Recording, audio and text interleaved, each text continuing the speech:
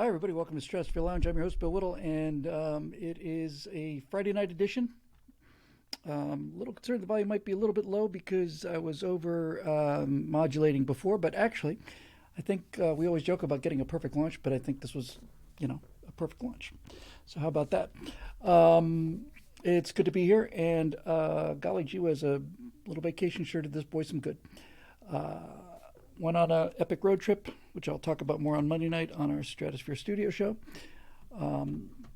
But that's a story for another time and was certainly interesting and lots of fun and so on. Just as a little trivia note for those of you who are watching, who watch the show on Twitch, as I've said probably, I guess, every episode now, we do a little walk-in show, a little pre-show music roll, and we do a bunch of TV themes from my misspent Ute. And I didn't know this until just now, but I owe a very large debt of gratitude to a guy whose name I didn't know before. His name is or was Hoyt Curtin. Hoyt Curtin, this blew my mind. Hoyt Curtin is the guy who composed the theme for Johnny Quest, but he also did the Flintstones and the Jetsons and Top Cat, which I used to like before I liked any of these other things. So good on you, Hoyt. Once I found that out, just kind of stumbled on it. I realized there's a kind of a similar. You can hear certain themes in the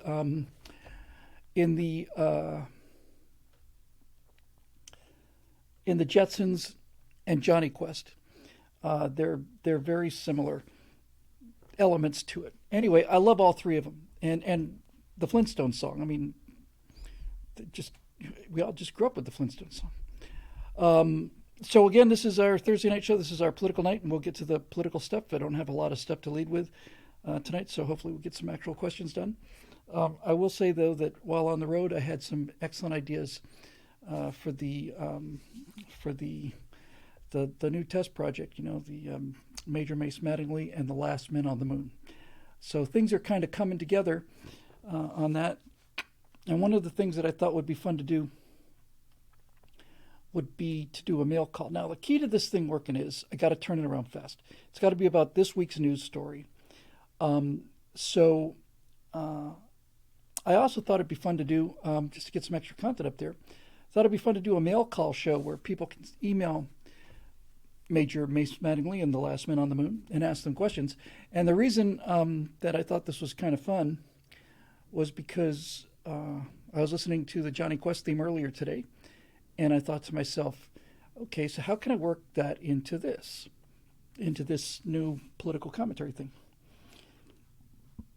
And I realized, oh, there's a way to do everything.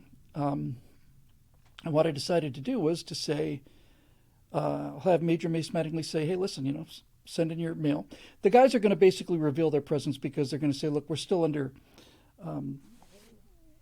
the security program that we were read in for expired.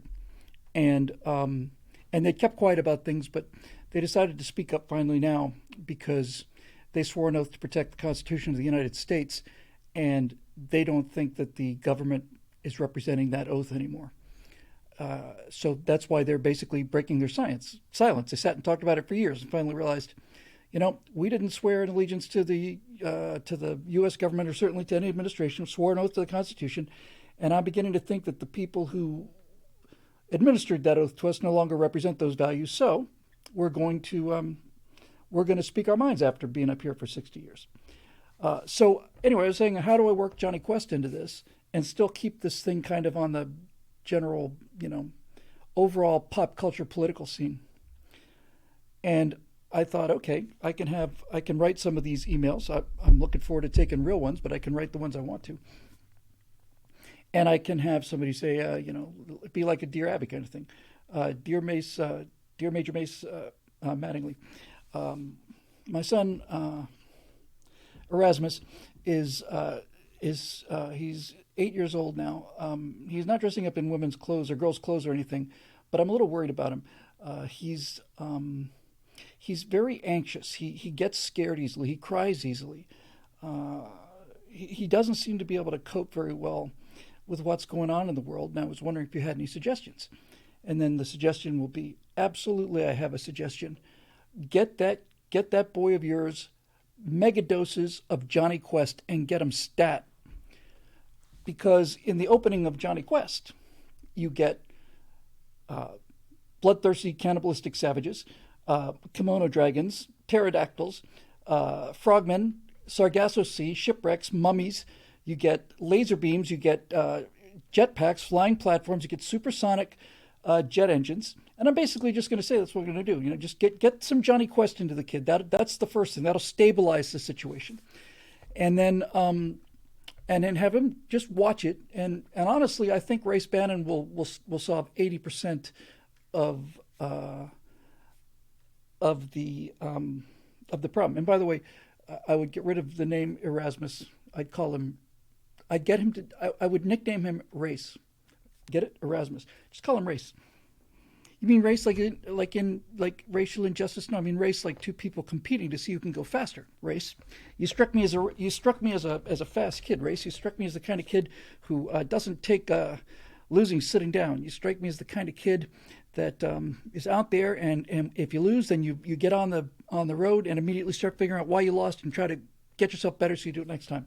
So we're going to call you Race from now on, Race, and that's my suggestion. Next letter. This kind of thing to me is just hilarious and fun, and if nobody else digs it, then I'll be having fun by myself. But that's basically where I'm thinking about going. So that's kind of cool.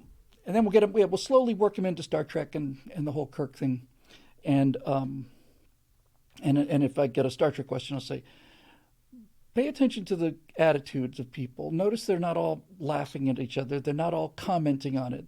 Spock doesn't say something like, I think science is awesome, because real people don't say that. I say also watch Captain Kirk carefully, though. You want to watch how he runs the Enterprise, but you also want to watch how he deals with women. Very important. Study this carefully. We'll come back and we'll do a follow-up after that. So there you go. So there's that. So we did the road trip. I put we did some updates on the way, and then I guess I just started having too much fun or whatever. I do have a lot of video that I'm going to edit down into something relatively tight just for the giggles.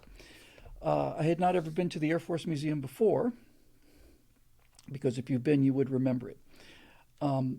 So here's the little political rant to open up the show today, and then we'll get on with the questions, because I've been very negligent with those lately.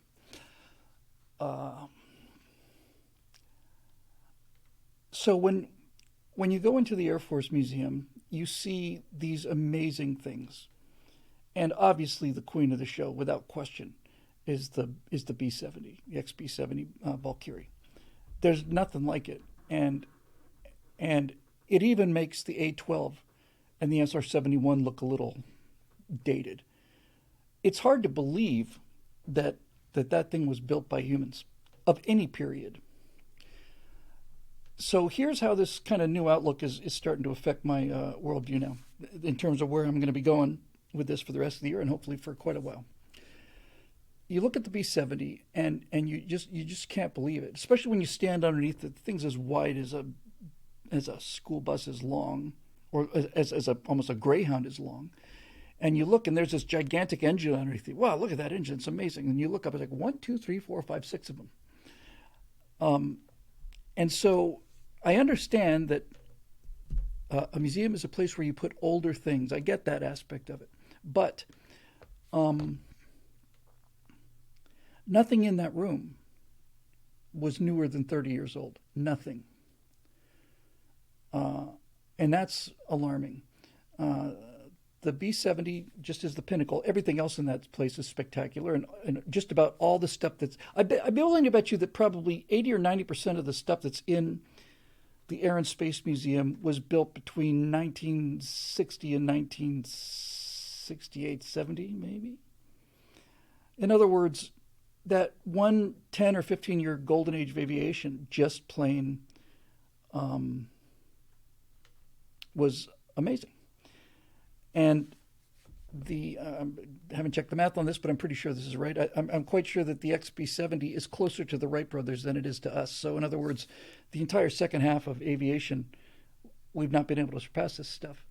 A quick little related super chat here from Bad Weather Biker. Good evening, Bill. Can I also recommend the Strategic Air Command Museum in Omaha?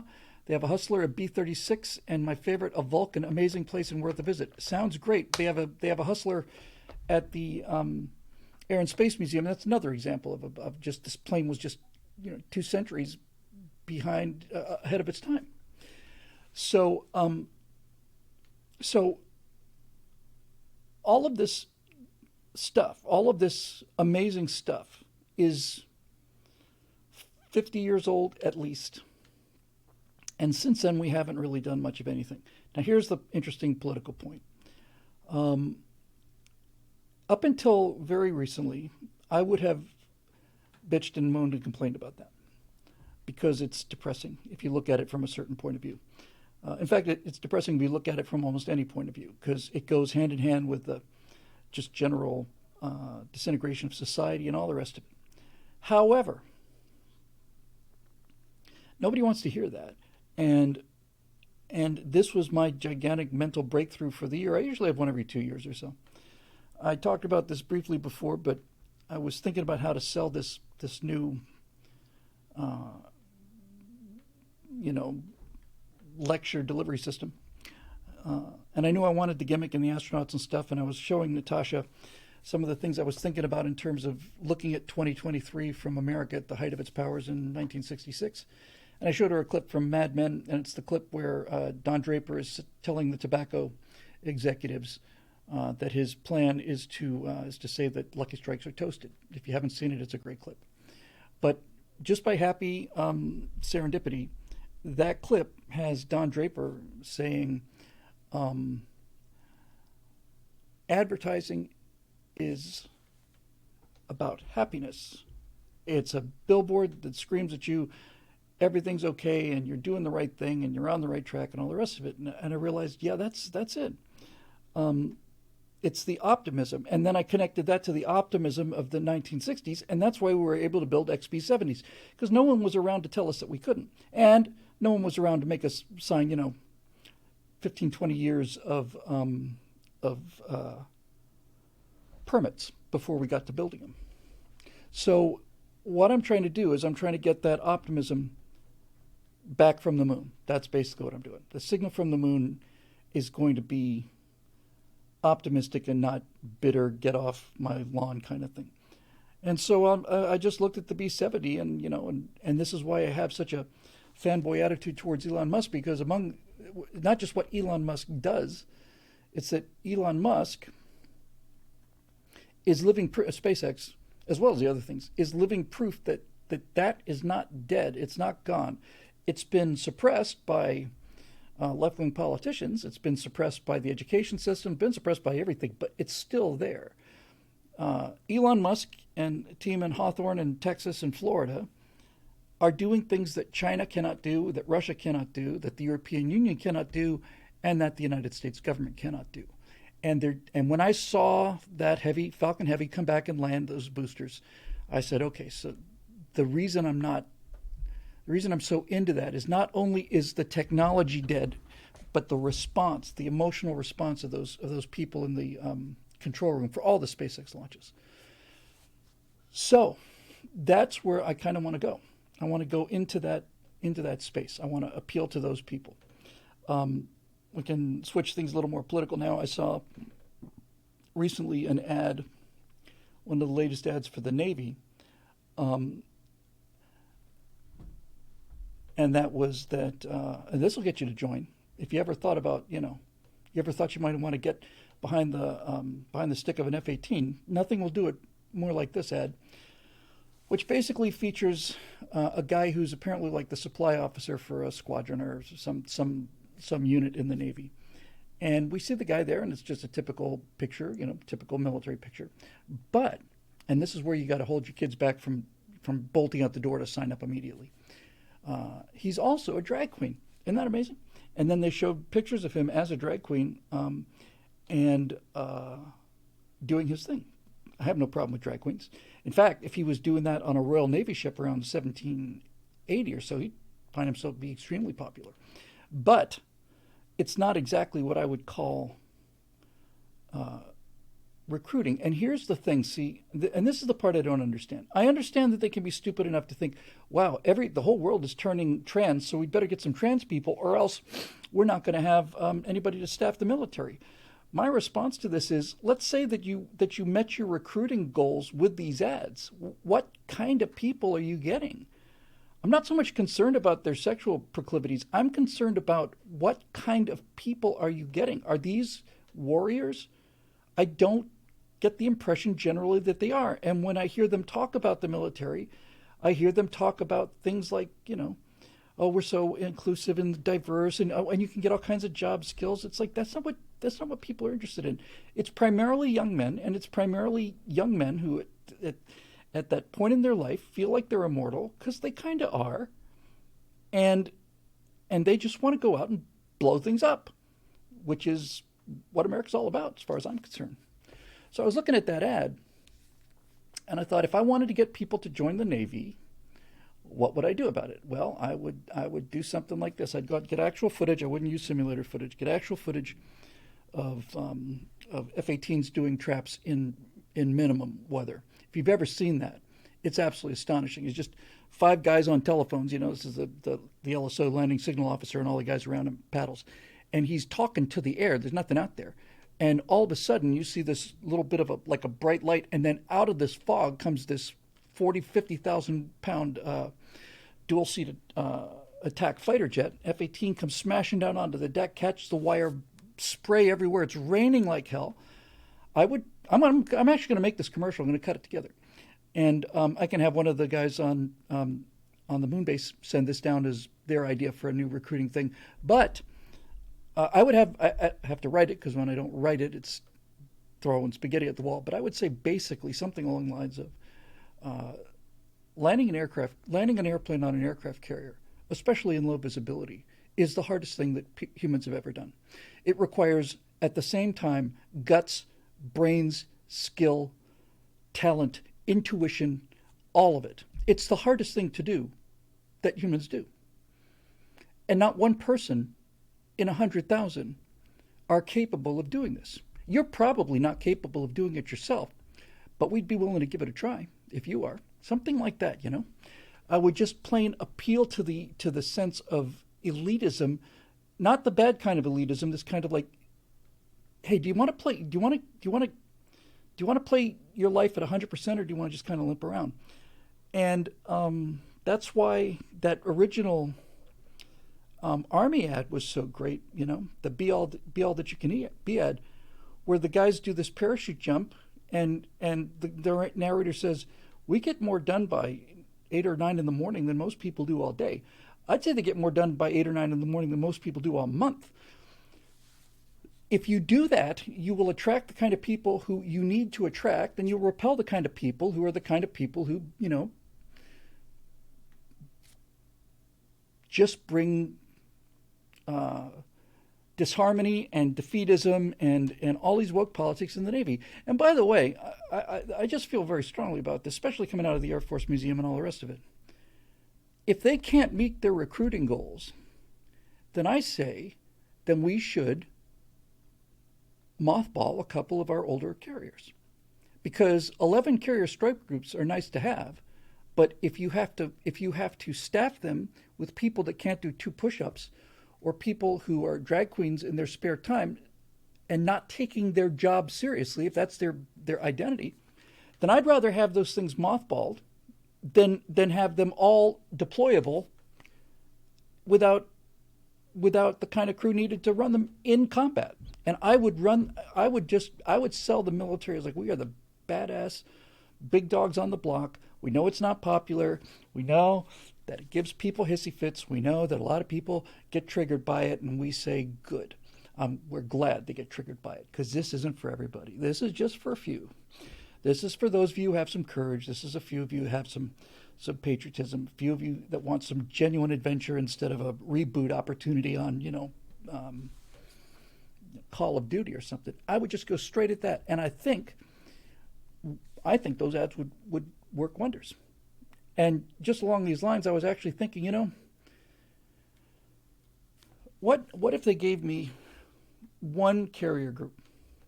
And I'll take the oldest one. I'll take the Nimitz if I have to. I'd rather have Enterprise. But you just give me one Nimitz class carrier, and let me run it the way that it used to be run and the way I'd like to run it, where it is 100% meritocracy, and it is all about readiness and effectiveness, and we don't get into any of that other crap. All we do is we do calisthenics, we play cards, we drink scotch, and then we go out there and we kick ass. I kind of think, Dave Big Booty says Enterprise and Nimitz are already mothballed. Enterprise, I'm not talking about the old Enterprise. I'm talking about the upcoming Enterprise, Ford class Enterprise. That's the Enterprise I'm talking about. So yeah, I know the Nimitz is about to go. It's what, 40 years old, 50 almost. It's done a great job. I don't care. Give me the Nimitz. I'll take the most beat up carrier we have. And if you ran that thing, just one,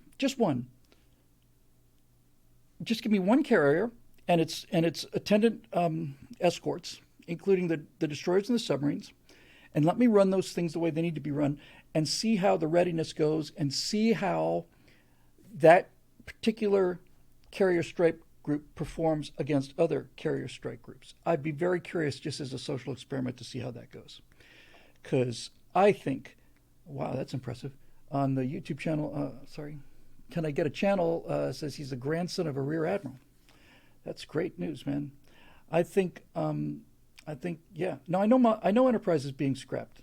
I'm not talking about that Enterprise. I'm talking about the new Ford class Enterprise.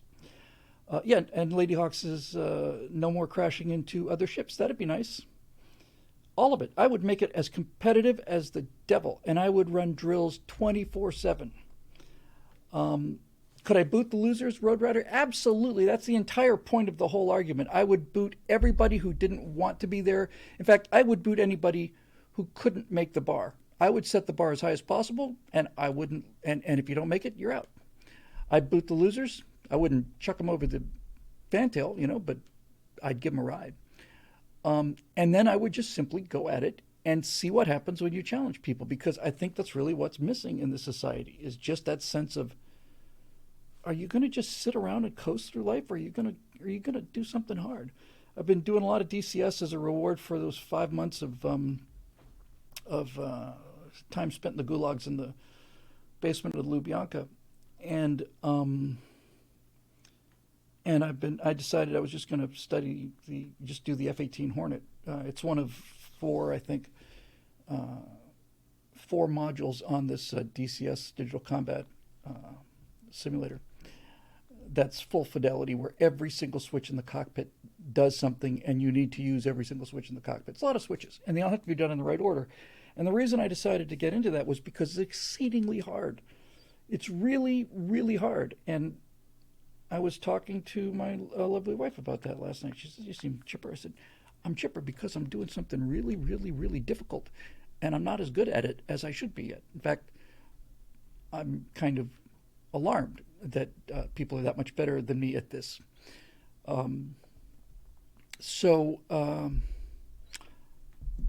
I think that doesn't appeal to everybody, but it doesn't have to.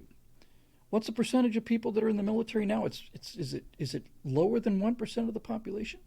It's something shocking. I'd just throw the gauntlet down. I would just say, hey, this almost certainly is not for you. If you're watching this commercial, 99 out of 100 people that put their eyes on this, we're not really interested in you because you can't make it here. You could if you applied yourself, but that's a different story. And I would just plain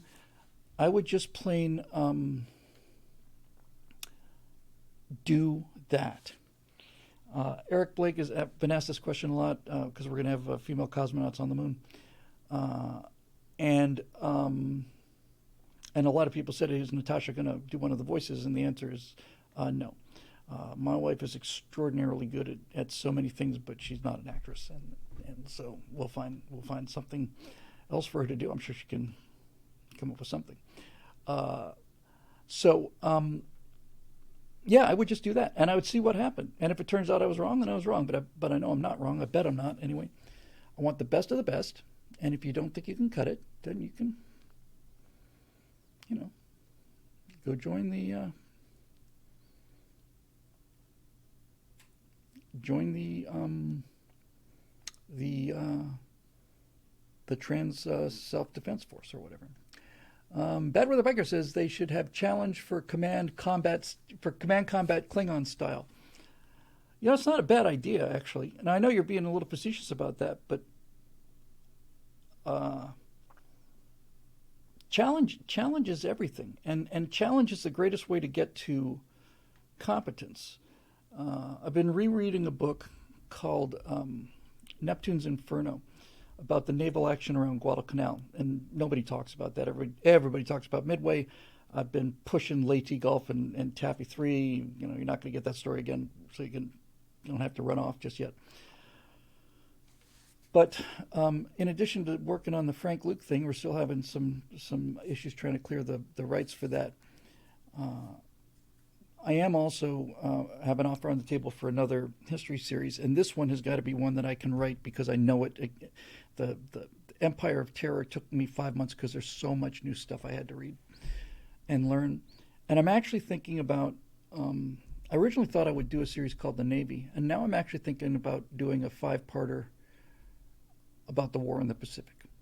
1941, 1942, 43, 44, and 45. It'd be a 5-part episode on the war in the Pacific. Because most of it would be Navy. A lot of the Marine Corps stories been told. But at Guadalcanal, there were roughly 1,400, 1,500 American Marines killed. There were 5,000 sailors killed in battles in Guadalcanal, mostly just off of Savo Island and the Iron Bottom Sound. And just to go to this Klingon combat thing, in Guadalcanal, that whole thing happened. They called it Operation It's officially called Operation Watchtower, but they called it Operation Shoestring because it was relatively early in '42, and we were getting ready to do the invasion of North Africa, Operation Torch, just so the British and the Russians could tell that we were in the war in Europe. So we had limited resources, and we had no plans to go to Guadalcanal until a coast spotter, one of these incredibly brave and unsung heroes, almost all of them Australians, just a guy out there with a radio, Japanese patrols looking for him, and he's just broadcasting what he sees. And one day he sends a call in and says, the Japanese are on this island, not in force, but they're building an airstrip here on Guadalcanal. And the Japanese didn't particularly care much about that airstrip. It wasn't top priority for them. But American strategists look at this and said, if they put an airstrip here on Guadalcanal, then their bombers will be in range of not only of Australia, but of the sea routes to Australia. We can't lose that. We just can't. So we sneak an invasion in there, take them completely by surprise. And then the Japanese keep trying to reinforce it, and they do, and we reinforce it a little bit. But anyway, one of the tiny little details of this is, this would be in the Navy, the war in the Pacific as well. I've talked many times about Taffy 3, which happened in 1944 up in Leyte Gulf. The worst defeat, instead of the greatest victory, the worst defeat the United States took at sea was the Battle of Savo Island, where we had 5 or 6 cruisers and a number of destroyers just cruising around in the dark, having no problem whatsoever. And this Japanese raiding force of cruisers and destroyers came in, and I think they sank 5 cruisers, certainly 4. So it was it. But back to this business about competition for command. So we had our butts handed to us there by the Japanese, and then we decided to do something about it. And there's a guy who doesn't get nearly enough attention in history, and that's why I want to do this series, because I want to talk about him. There's an American admiral named Norman Scott. Virtually positive it was Norman Scott. Kind of a drag if I got that wrong. Hang on a second.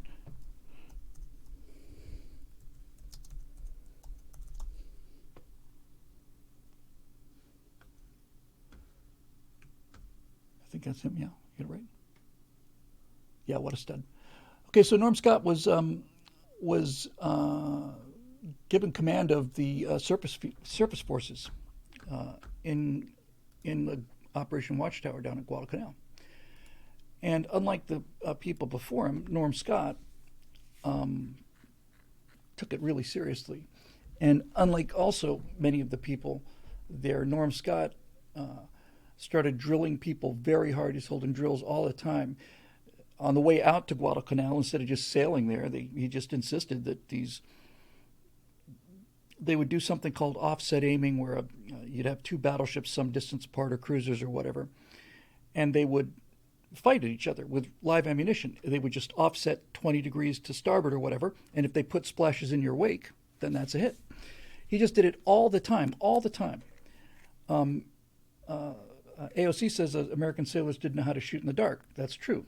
We didn't. The Japanese, who we mocked as being myopic, short-sighted people who couldn't see at all, practiced night surface warfare for a decade before we ran into them, and they cleaned our clocks for us.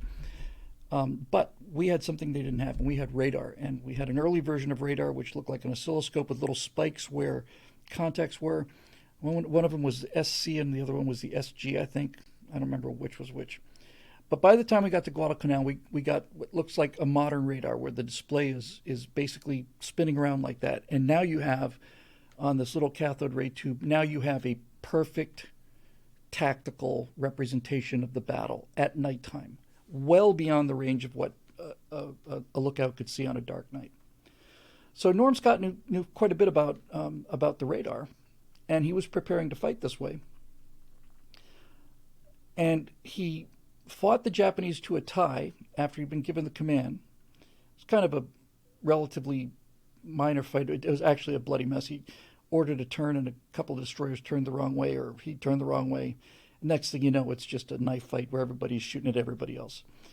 But Norm Scott understood what it would take to beat these guys. And then when he was ready for the big win, when they had the whole fleet together, he lost the command to a guy, I think his name Callahan, who outranked him by 15 days.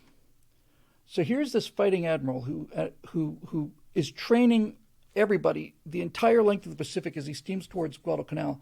He understands the radar. He's got all these. He's the guy. He's going to come in here and he's going to kick some butt. And then when it comes time for the big battle, he's outranked by another guy who's got his same rank, rear admiral or whatever, but had 15 days seniority. And so the Navy gave the other guy command because that's how things work in the Navy. This is got to go. And both of them decided to do what the Navy tradition is, which is when you've got an admiral on any kind of a task force, the admiral gets pretty much the biggest ship there is.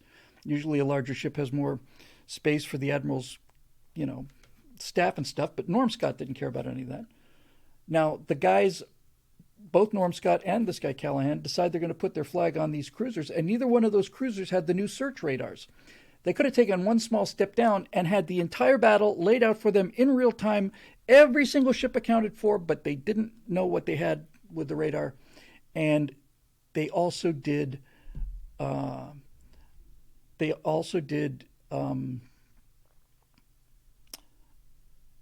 this kind of tradition thing. I got distracted here because in the Twitch comment section, CP Tome says you have the most amazing people in the Stratosphere Lounge, a reactor operator on Nautilus and Enterprise.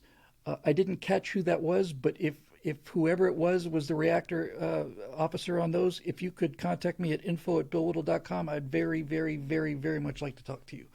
Very much like to talk to you. So that would mean a lot to me. It's Air Techie who we saw. Air Techie, by the way, is just shown up in the Twitch stream. Air Techie knows more about airplanes than anybody I've ever seen. We were at the Air Force Museum, and Infidel 42 was there. A number of other people. Air Techie is just like, this was a Mark 43, and changed in 1968. Amazing. It's fun to meet all these guys. There's a Surface nuke instructor at the Nautilus Project. Well, I would love to talk to you. If you can contact me at info@billwhittle.com, I will contact you directly because this is, as it turns out, exactly what I need. By the way, episode 9 of the Cold War is called Cloaks and Daggers, and it is all about the Nautilus. It starts off with the Triton. It's about the Nautilus. It's about the combination of the Nautilus power plant and the Albacore's hull design to get the Skipjack class. It's about the loss of the Thresher, loss of the Scorpion, loss of K-129. Then it goes into Corona satellites and the A-12 SR-71 program. Then it comes back to Operation Azorian. But I'm in deep need of serious need of deep knowledge about reactors, naval reactors, because I think they're living proof that this is a tremendously powerful and safe energy system. And one of the nice things about this new format is these guys can be arguing about it. Why aren't they all using nukes down there? And, well, because of Chernobyl. Well, Chernobyl's what happens when you give advanced technology to socialists. You can't count Chernobyl. That's what happens when you give commies nuclear power. You get Chernobyl, and you get K-129, and you get not K-129. You get K-19, and you get the reactor on their first nuclear sub. They called the boat Hiroshima. Get a chance to throw some stuff in there, plus kick the socialists, which is always kind of fun. Am I in the court of Neptune? William PMCD asked me. If the question is, have I crossed the equator? The answer is yes. But I didn't do it at sea, and I never had any kind of ceremony, if that's what you're talking about. That'd be my best guess. So anyway, that's kind of what I'm working on, and I really would like to do the story of the naval war in the Pacific, because obviously people know Midway, but there's always a new way to tell Midway. Pearl Harbor would be the end of the first episode. Everything would be prior to that. The Japanese learned how to attack Pearl Harbor from exercises that we did in the 30s. A polywog and a shellback, right? A polywog is somebody who hasn't crossed the equator, and a shellback is somebody who's been through the court of Neptune. Is that right? No, it's a high honor that I've not held. And that's the kind of thing I'd bring back in abundance. For those who are not familiar with this, it's a tradition in the Navy. Got to understand that, the beginning, the Navy had to sail around the world, and crossing the equator was a big deal. It's still a big deal. But in the Navy, when you cross the equator, everybody who has not crossed the equator before is a polywog, and they have a court of King Neptune out there, and King Neptune is holding court. It's just one giant hazing thing. I have no doubt whatsoever, none, that somebody somewhere has decided that we can't do the court of Neptune anymore because it's degrading and humiliating, and people who weren't included are going to feel bad. I wouldn't be the slightest bit surprised if that were the case. But it consists of all kinds of cool things, like you'd have one of the assistants of King Neptune, maybe it was King Neptune, but you generally find like the fattest chief on the boat, or fattest chief petty officer on the boat. And then you would take like axle grease and cooking oil and everything gross that you could possibly think of, and he'd just smear it all over his belly, and then all the polywogs had to come up and kiss that, and they had to go down a line and crawl through all kinds of crap. But the reason that they did that was because when you got through that, now you're in the club. This is the thing, you see, is that this is what young men are looking for. This is why the Navy and the Army and the Air Force, the Marines and Coast Guard are not meeting their quotas, because they have no idea what, the Sea Baby, thank you for that, because they have no idea what drives people, and all the things that used to drive people, not just to the Navy, but to the military, are gone.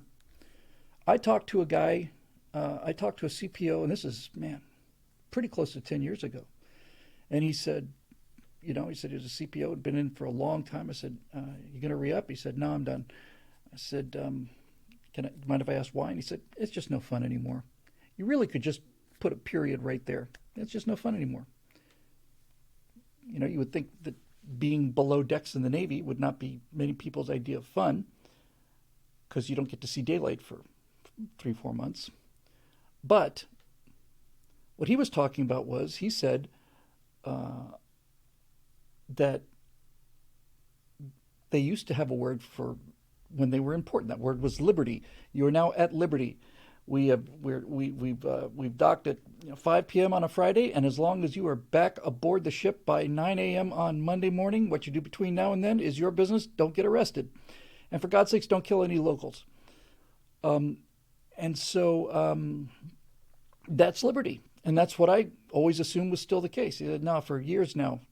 Now when you go ashore, there are approved places where you're allowed to stay. You're not allowed to stay at some, you know, some shady looking house of ill repute because you want to.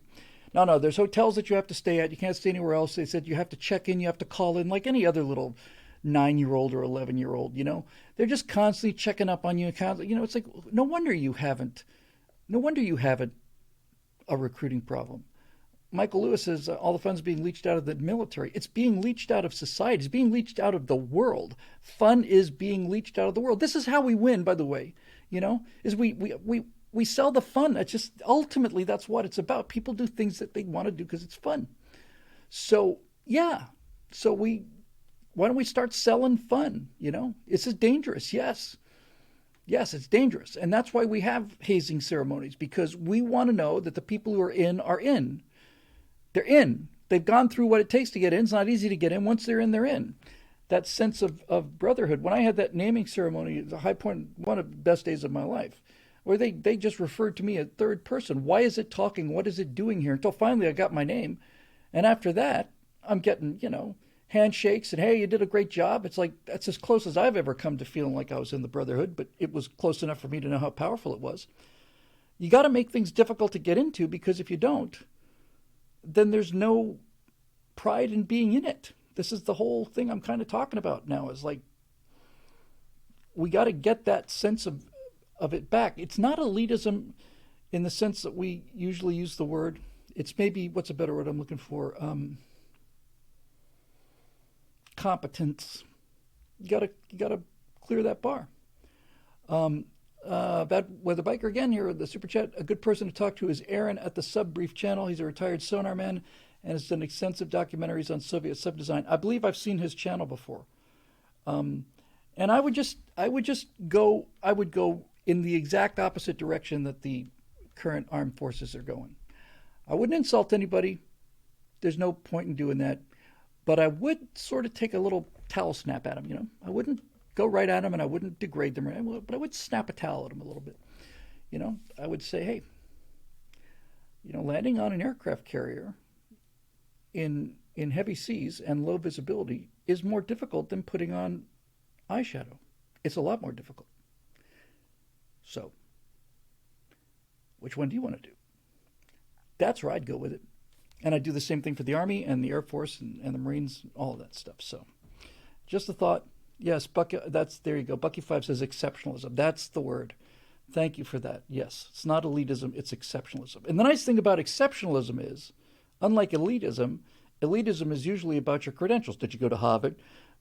Exceptionalism is something that everyone has access to.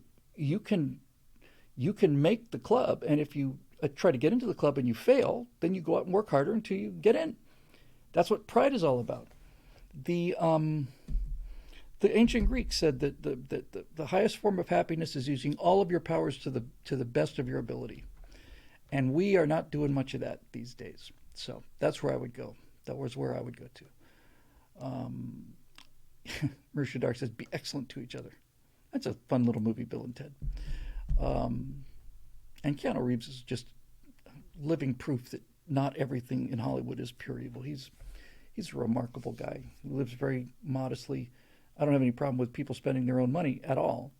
But I've heard the story from enough places to believe it that he feels like he's made enough money, and he's made a lot of money. And I had heard that he went to the guys who did the special effects on the first Matrix movie and took a significant amount of money and just gave it to them. Just gave it to the guys who were working for, whatever they're working for, $60,000 a year or something at that time. All those animators who just said, here, have hundreds of thousands of dollars. You're the guys that made me look good on this movie. You earned this money, not me. I just think that's, it's humility. Humility is the key to self-understanding, and that would be kind of great. So anyway, that's that. All right, so hey, let's do some questiones for once in our miserable lives. Zoe's segment on the virtue signal today was about Paul Stanley from KISS. Made a statement basically saying, let's not get carried away with this transgender fad. And then he was immediately assaulted by the thought police. And then he retracted it. And I thought, wow, you really are a rocker. So anyway, there you go. Yeah, he recanted. So what do you get for that, Mr. Stanley? You know, as I said on the show today, for 40 years now, he's in KISS. He's the guy with the star on his eyes in KISS. For 40 years, the entire nation, half the nation, most of the nation, said that KISS stood for Knights in Service to Satan. You were accused of being demons, of being demon worshippers, and you resisted that for 40, 50 years? And now you make one tweet about this? Yes, Star Child. You make one tweet about this, and you back up? You are a rebel rocker, all right. There's no ever, never apologize ever for something if you believe it's right. If you're wrong, admit you're wrong and say I was incorrect about that, I apologize. But if you believe in something and you say something that pisses off half the country, then the other half of the country is going to be behind you 100%. If you retract the apology, if you retract what you're saying, now nobody likes you. The people you originally hated you hate you, and the people who are ready to back you hate you. It's just stupid. Is that right, Dave Big Booty? I wouldn't be surprised. He said they chose KISS because they couldn't use the name they wanted to use, which was the F word. I hope that's true. Anyway, for those of you not heard the story, I mentioned this on the show today. I'll tell you who I don't think would back down is Gene Simmons. Gene Simmons escaped from socialism. He and his mother were praying they could get to America so they could be safe. I actually directed him in a movie for a government agency back when government agencies were worth working for, briefly on a promotional film. And all you need to know about Gene Simmons, this is Gene Simmons in a nutshell. I never met him before. I wasn't a super big KISS fan, but everybody knows who Gene Simmons is. So I'm standing there in the studio, and Gene Simmons walks in the door, and somebody says, hey, Gene, this is Bill Whittle. He's going to be directing the segment today. I said, hey, Gene, good to meet you. Big fan. And Gene Simmons looked right at me, and he waited like for a second, just stared right through me, and he said, you know, you are a remarkably good-looking man. What the hell do you say to that? You know, I said, thank you. And then he held that look again for another second or two, and he said, you're going to do very well in prison. That's Gene Simmons. That's Gene Simmons. And dry as a bone, man, just dry as a bone. No, not the slightest little hint that this was coming. It was just epic. This is one of the high points of my life. You're a very handsome man. You're going to do very well when you get to prison. Okay, so let's see what we got here. Dun, dun, dun, da, da.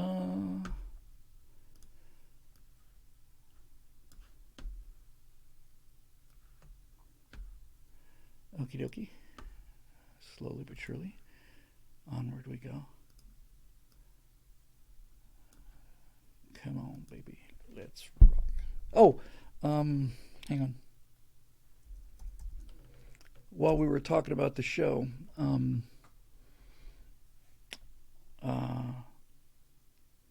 Zoe was also talking about, he was talking about KISS in the context that KISS was in. He's also mentioned Twisted Sister.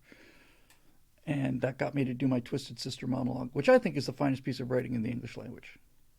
I just think it's unequaled in terms of just sheer comedic density that, you know, you're worthless and weak. I watch that every time I get a little down. One of the few things I peel out, and I just cheers me up. Do nothing, are nothing. You sit around all day and play that sick electric twanger. I carried an M16 and you carry that guitar. Who are you? What do you want to do with your life? It's just great stuff. All right, let's see what we got here. Natural immunity. I got natural immunity too. It's the best kind of immunity because it's natural. All right, got a lot of things going on. I want to rock. Twisted Sister. Is that it? Yeah. What is that? Twisted Sister. His name's Mike something or other. He's in Animal House. Is that a Twisted Sister pin on your school uniform? Is classic. Classic. Yeah, Edward Smith said he's read nice things about that guy. He's, what was his name? Michael something or other. He's just that's just some of my favorite Western culture of all time. I just think it's absolutely perfect. All right, so here we go. Stratosphere launch questions and more. We're getting there slowly but surely, Kings. What's his name? Michael something or other. I think he's still with us. Yeah, twisted.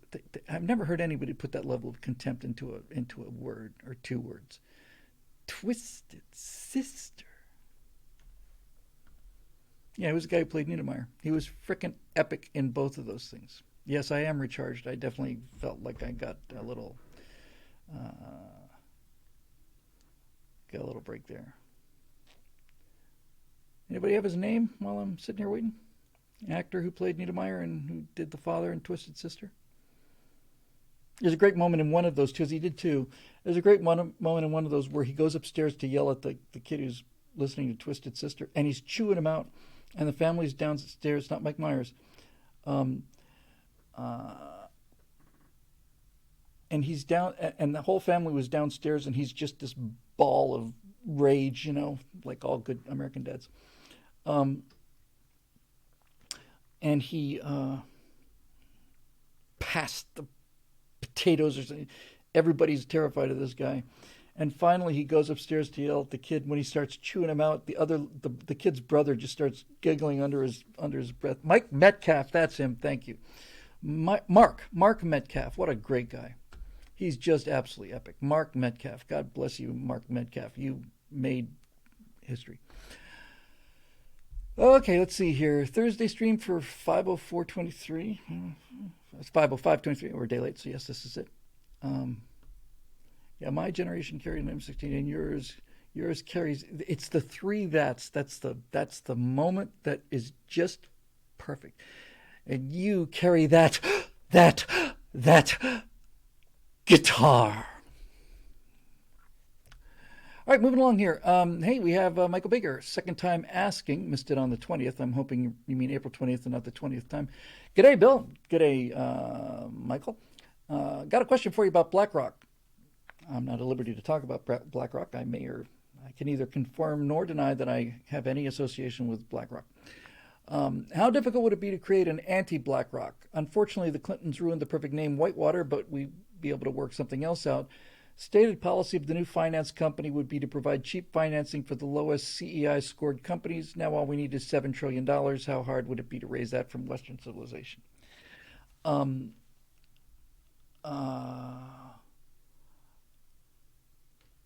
Pilgrim Media with a super chat says, Bill, haven't seen you since before the pandemic. Well, I've been here.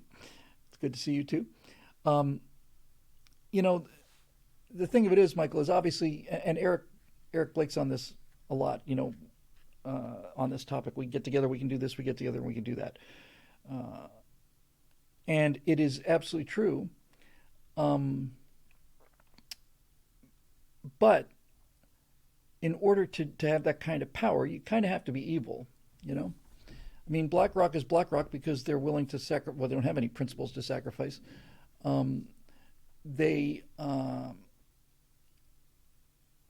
They're predatory, and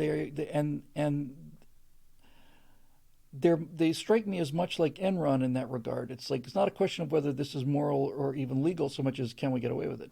When you're talking about, you know, if you ask me, could we raise $7 billion? I would say, no, I think that's probably impossible. $7,000 billion? I'm sorry, I just don't see any chance of that. Now, we don't have to have that kind of money, at least not in one place. There's no, the single most valuable, I learned this from Dinesh D'Souza, the single most valuable thing in the world is the private property held by American citizens. almost all of them in the middle class. So that has some weight. Now, this kind of ties in a little bit to the Bud Light boycott,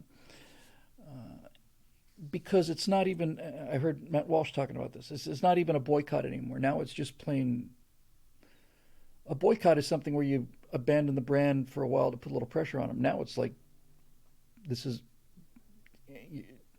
of all the things I've seen about Bud Light since the thing happened with Dylan Mulvaney, the one that's most astonishing is somebody showed footage, I want to say it was from Fenway Park, and there's a Bud Light stand, and then there's a stand for other beers.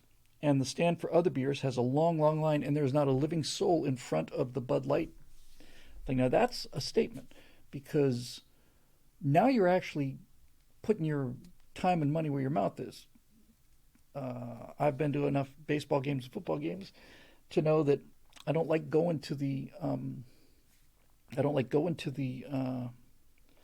to the food stands, at least while the game is on, because I don't like missing part of the game. But there were people who had decided to wait in line, miss a significant amount of the game because they couldn't stand to be seen at Bud Light. And that's where it is now. It's not like Bud Light. It's not like people are saying, "Oh, we're going to protest Bud Light because of this." Now it's just nobody wants to drink Bud Light because it's a joke, and anybody that does drink Bud Light is just kind of a weenie. So, Eric says, honestly, our efforts against Bud Light kind of illustrate we could have that Black Rock quality for our side. But this kind of is my point. You will not be able to herd cats. And conservatives are individualists, and individualists don't generally form associations of that scale. But my point is, if you take the amount of money that the middle class, the American middle class does control, and you find a way to channel it individually rather than putting it all in one big giant bank account, then you can actually move the needle. I suspect it'll be a while before another company does that kind of thing. At least another company that presumably appealed to working people, and they won't own up to it. Oh no, it was just one beer one beer can that we made as a promotional thing, and just one promotion, and just keep digging, bud. Just keep digging. There's only one way out of this, and that's a 5-year, 10-year effort to recover yourself. And the first thing you do is you accept responsibility, and then the second thing you do is you make fun of yourself, and you don't ever stop making fun of yourself. You constantly refer to the fact that you've made the biggest business blunder since New Coke. And if you do that, you've got a chance of getting out there. It's going to take half a decade. But Coke recovered from New Coke. It just took them 10 years. And they did it slowly. But even Coke didn't insult its user base the way that Bud Light did. The thing that's the damaging thing about the Bud Light debacle is not so much the Dylan Mulvaney thing. The damaging thing was that footage of the VP in charge of it.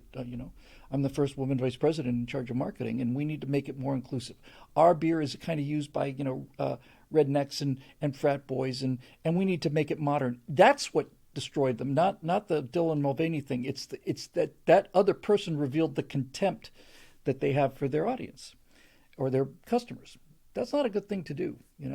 I mean, I hide it extremely well because I've had so much practice, hiding my contempt for the people that become members or listen to me. I'm a professional. I've been studying acting since I was a teen. But for people who don't know how to do it exactly perfectly, you don't generally insult the people who you're trying to sell to. And this one, I think, is a Rubicon. I really do. I think it's a Rubicon. So not only do I think we could do this, Michael, I don't think we should, If you put $7 trillion or $7 billion, really, in one place, then whoever's entrusted to make the decisions to spend that is going to be corrupted. There's no way around it. There's no way around it. That's human nature. And so just walk away. It's not a boycott. It's like we're done. We're not trying to exert pressure on you. We're just done. We're just not buying your stuff anymore. You've shown us who you are and who you think about, and we're not going to do it. And the more the president or the marketing director or whoever, one of the VPs at a call to investors said, "Oh, no, it was just this one thing that we did, and we didn't even really know it was happening. We just, next thing you know, it's on the air, and we all just, oh my God, what the hell is this?" Sure. And he said, "We're going to triple our advertising budget in the next couple months over the summer. I predict that this is going to be a failure. I don't think they're clever enough to do the only thing that would start to get them out of this, and that is to find the funniest way possible to continue to flog themselves. That's how I would do it. I think I mentioned this once on one of the live shows the last couple of weeks. I would have an office scene, and we're at Bud Light headquarters, and it clearly says Bud Light headquarters. And then you'd go to the door, and it says Director of Marketing, Bud Light, and you open the door, and the guy's passed out on his desk, and he's got vomit all over him. He's got a stack of empty Miller or Schlitz bottles or something like that. Somebody pokes him and says, "What? What?" And then he turns around the room. There's a room full of very angry-looking executives and truck drivers and all the rest of it. He says, What happened? What did I do?" Next thing, he's walking down the street. He's got his little box that's full of all of his gear, and he's walking down the street, and somebody who vaguely resembles Dylan Mulvaney, waves, and he just turns his box over, dumps his stuff out on the street, put the box over his head, keeps walking. That kind of thing would get them out of it. But I don't think they have any. I don't think I have any concept about that. I think they're going to go with the whole patriotism thing, and they're gonna talk about how important all the rest of this stuff is. So there's that. Okay, now I've got something here from Joe Roth that is extremely long, and it doesn't appear to be a question. Let me see here. I'm just going to sort of get the gist of this because I want to answer it. It's obviously put a lot of work into it, but I don't want to read it out loud because it'll take too much time.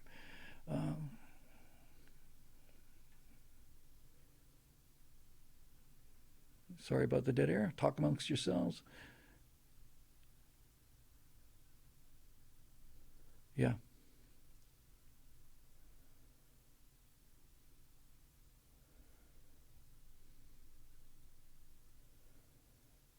Okay. So there's two big paragraphs. Let me get to the first one. Joe said he's been spending years and years and years preparing to build a house in Tennessee. And he was just about to do it. He got the money together to do it, and he decided to pull the trigger on building a house in Tennessee. And he found out that prices for building this house have doubled.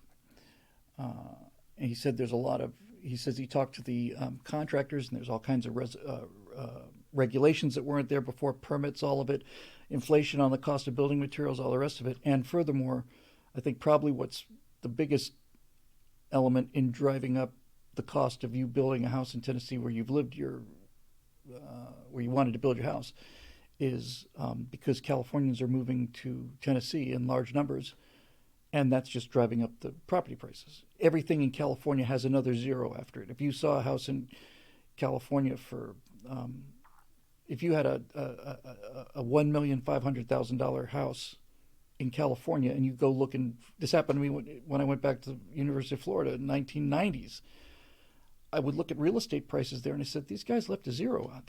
That shouldn't be $150,000 property. It's $1,500,000 property. No, it's not. My friend Fritz Bronner, who had a house here, a decent sized house, probably half an acre maybe, he moved to a small Edgerton, Georgia, and now he owns. This will be in the video cut. My friend Fritz owns more property. My friend Fritz now owns in Georgia more open grassland than there is in LA County.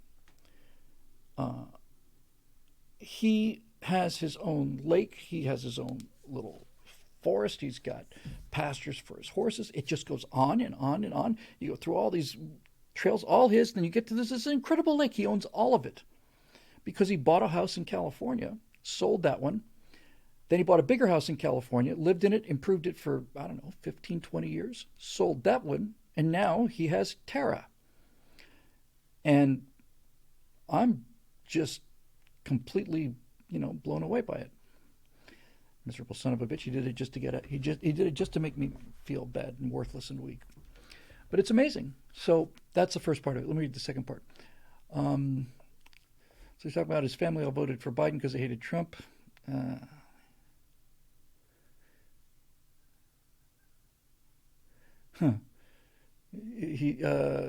Joe says that he said that his family said They don't mind the country being in this kind of bad shape because it was worth it to get Trump out of office. That's liberalism in a nutshell. Murder rates going up in black communities? Yes, they're tripling.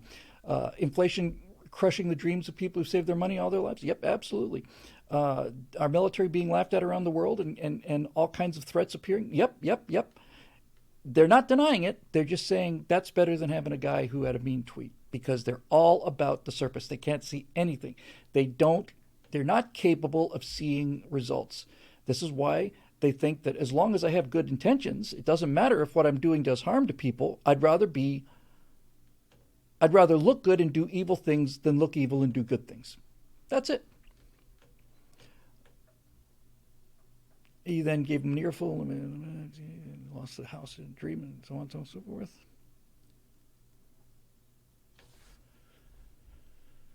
And his family members told him to get over it, this lifelong dream, and said that Biden had nothing to do with this. Okay. Oh! And they're registered Republicans? That was a bit of a loop. So just wrapping up here. So Joe's basically saying that his family members voted his dreams into the trash can because they didn't like Donald Trump. And now he's angry, he doesn't like feeling this way, but at the point where he don't want to associate with Biden who voted ever again, blah, blah, blah, including his family. There's a lot of people in that club now, pal. Never felt this way before, but now I feel like they are my enemy for destroying my country and not caring. I feel like it's personal now. Am I being too overreactive, or am I justified in my feelings? I'm pretty pissed off. God help us if half the country would still vote for this commie S-head. He's a shithead. Let's just call him what he is. Thanks, Bill, and God bless. P.S. to add insult to injury, I owe the IRS over $4,000 after I did my taxes. My tax went up even though I didn't make much more than last year. God, I hate Democrats. Well, first of all, no, you're not wrong to feel this. You're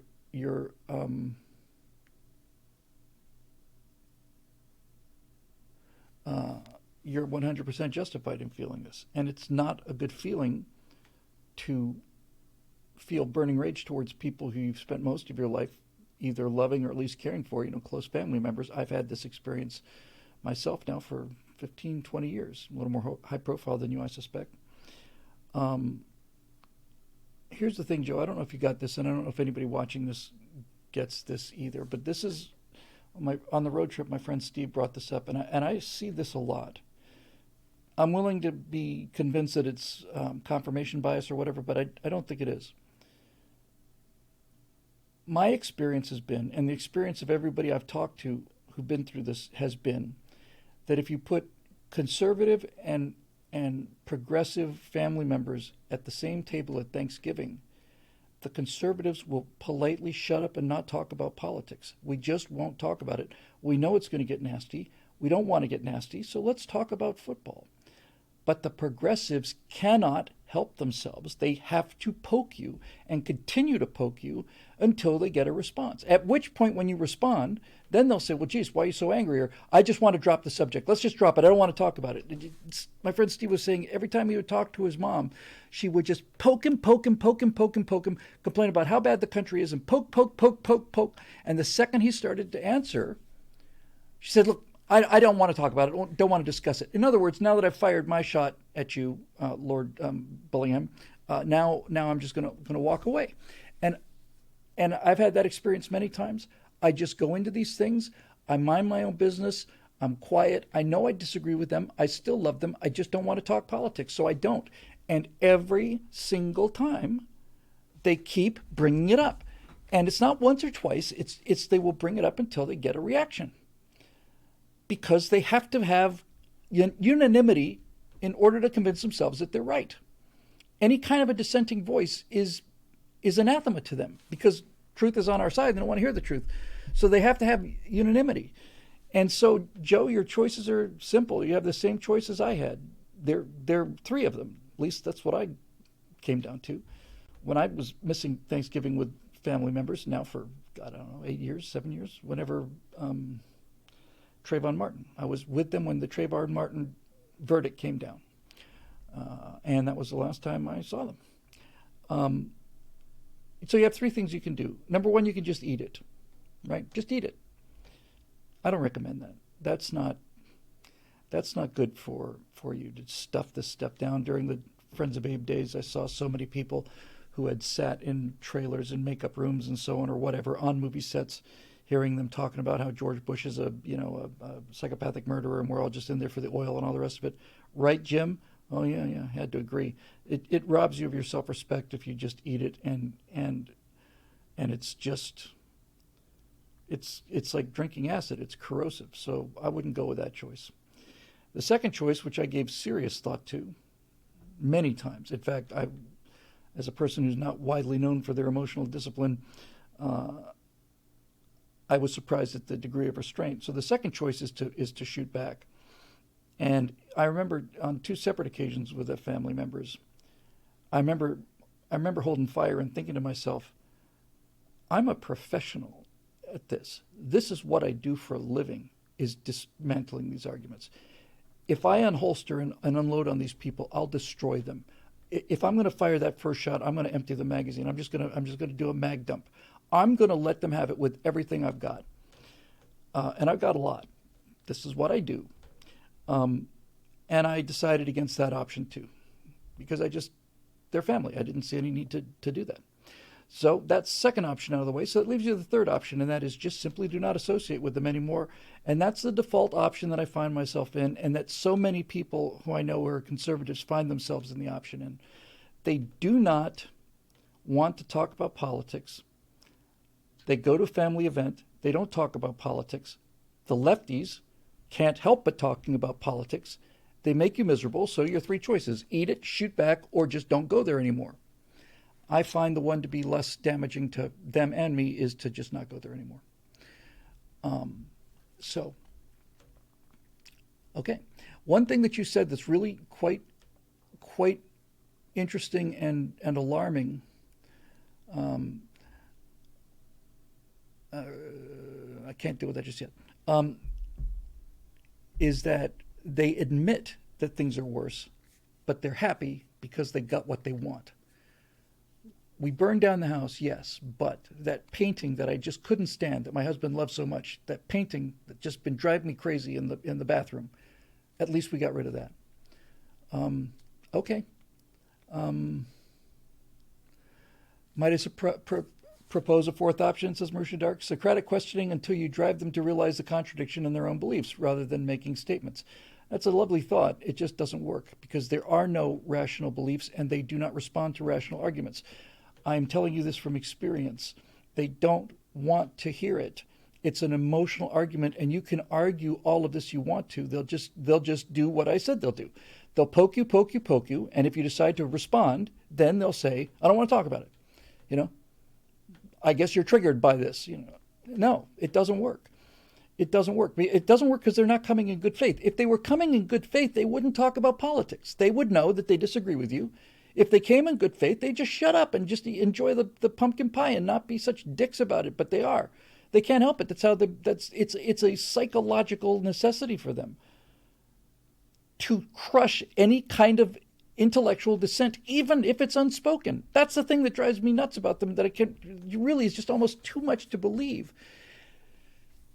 It's not that they're responding to you what you're saying. They're responding to your presence.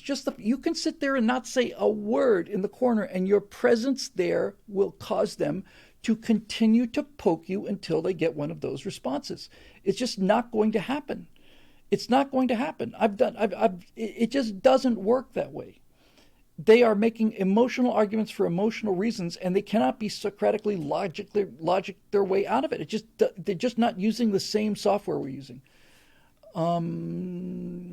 Sacred Order of Knightly Valor, thank you for that super chat. If you can bring that up on Monday, I will deal with it on Monday. It's a Monday question. I appreciate it. And here's another one. Conservatism is an ethic. Leftism is a politic. Leftism is a religion. And they're entitled to their beliefs. And I'm the kind of guy who's saying, maybe they're right. I don't think they are, but maybe they are. But the point is, I'm not going to ruin family relationships over something that I don't have to talk about. I don't have to talk about politics at Thanksgiving. They do. And not only do they do that, the politics that they believe in understands them well enough to know that they'll talk about politics, because we had it during Obama and we had it during Biden. during the Obama thing, there was a period there when it's like how to discuss the benefits of Obamacare with conservatives at the Thanksgiving table. That was actually put out by the White House. How to discuss the wonders of the Affordable Care Act with your conservative relatives at Thanksgiving. Here are a bunch of talking points, which I'm sure many, many, many leftists just got out the pamphlet and read from it. Okay, all right, fantastic. Knock yourself out. Then I'm not going to waste time or energy anymore on this. Reason, and not reason, they're immune to reason. They're not immune to reality. Reality will settle this argument. Okay, reality will settle this argument. This is where I am now, and it's actually a good place to be.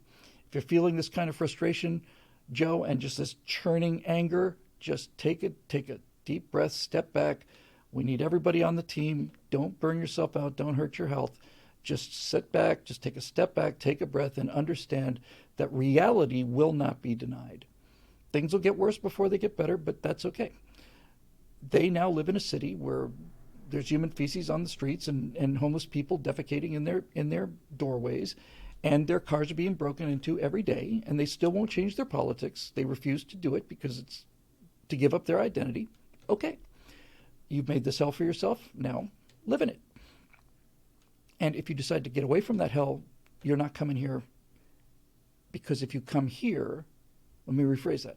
You're not coming here, you're not going to get the kind of virtue love bomb that you think you're going to get here. You want to hold those progressive politics here in Texas, for example.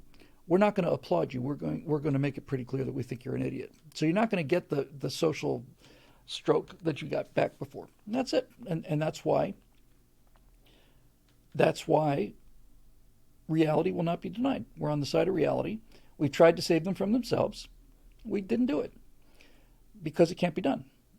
If it could have been done, we wouldn't live in a cycle of civilization. We wouldn't have rise and falls of civilizations. So now my attitude is, and I think everybody's attitude should be, triage, triage, triage, triage, triage. Right? It's just when you're faced with a horrible reality, like here come 10,000 bodies on stretchers, what do? We have 10 surgeons and we have 10,000 patients. What do? It'd be nice if we could operate on all of them, but we can't. And even if we did, some of them are not going to make it no matter what we do. So for those of you unfamiliar with the term, French term, triage basically divides people into three parts. That's why there's the TRI, the TRI. What triage did, and we use it all across society, but in military context, if you have an overwhelming rush of casualties, you have no choice. You have limited medical resources. So you have to divide people into three groups. One group of people are lightly injured enough that they will survive at least for a while, for hours, if not a day or two. You got shot through the arm, right? Yes. Is the bleeding under control? Yes. Does it hurt? Yes, it hurts like hell. Okay. You're going to be all right. You're going to survive. It's going to be miserable. You go sit over there. You're in the first category. The second category is they bring somebody in who's still alive, has got his guts just blown out all over the place. You could put him into Johns Hopkins, teaching emergency room, get him the best medical care on the planet. He's going to die anyway. That person you give morphine to, and you have somebody there to hold the hand, because they're not going to survive whether you help them or not. That's the reality. That's the cold hard reality of it, and you have to look at that. So what you're left with the group of people who will die if you don't do anything, but who will likely live if you do. And those are the people where you have to spend 100% of your effort. So this is how I'm looking at American society now. I'm just looking at it like triage. I don't worry about conservatives because conservatives get it. I'm not wasting any more trouble or time on people like your relatives, because no matter how much I do, they're not going to get it. I'm just wasting my time. The time that I spend trying to convince people like your family members could be spent on that triageable group. It could be spent on people who could be persuaded. And I would say, generally speaking, it's pretty nearly a third, and a third. Honestly. So, 1/3 we don't have to worry about. They get it. It's nice to give them comfort and morphine and little hand grenades that they could throw. But they're not in immediate danger. In fact, they're on the team. the ones who are not going to make it no matter what, who's so ego-identified with this horrible philosophy that they're even willing to admit that it's a horrible philosophy, it feels good to them, I'm not going to waste any more time or effort on you. I'm going to go for the third of the country that can be convinced. And now we get down to the medical care. We have done such a miserable job. When I say we, I mean the officials in our, Republican Party officials and all the rest of it, have done such a miserable job. Merlin says this is where we fall into the eugenics aspect. I don't know if you're talking about what I'm talking about, but if you are, this has got nothing to do with eugenics. This has to do with attitudes, and it's not so much what you are as where you are. Who raised you, and what ideas they put into your head. So they have all of the methods of control. They have the methods of control because they need them. They need to control social media because they're not telling the truth. They need to control education because they're not telling the truth. They need to control the government because they're not telling the truth. They need all of these things all the time. And we're still at a 50-50 country, more or less. We're still in the fight. If you think about how many advantages they have on the table, which it would have been over a long, long time ago. But we have the truth on our side. And the Second Amendment doesn't hurt either. So, go for the middle. Go for the middle. Insane Farms asked me, Bill, what's your saving strategy? That's very simple. I don't have one. And so my saving strategy is to continue to work until I drop dead. That's my plan. That's my honest to God answer. That's my plan. I'm just going to keep working until I drop. That's it. I'm just trying to keep this thing running, and it's just plain. That's what I'm going to do. So I hope that helped you, Joe. Don't feel guilty about it. Don't beat yourself up over it. It's almost, in a way, it's almost like having them die. You just kind of have to let them go, and hope. Unlike people who actually die, hope that, because it does happen, that that the reality wrecking ball will knock enough of them some of them back to reality. There's some evidence that happens. That's all I can tell you on that. But and finally, as far as your house goes, here's a great example of me not knowing what I'm talking about, but just as a suggestion. You said at the beginning that you live in New York and you want to build a house in Tennessee because it's nice to live there and it's cheap. It was inexpensive enough for you to be able to afford it, and you can't afford it now. So the question is not that you really should be asking yourself, I think, Joe, is it that you really, really, really want to live in Tennessee, or is it that you really, really, really like parts of Tennessee that you want to live in? In other words, if Tennessee is too expensive for you, what about Kentucky, or what about Iowa, or someplace else? Because there's a big flood of people heading into Tennessee, prices are up. So unless there's a particular neighborhood that you determined you wanted to live in all your life, if you're looking for a certain lifestyle or a certain price range or something, if you can't afford Tennessee, instead of giving up on your dream, I've said this many times, what is it you really want? People come to California to be actors, and you can be an actor in LA. And if you want to be an actor, you can be happy in LA because you'll have a day job as a waiter, and at nighttime you get to act.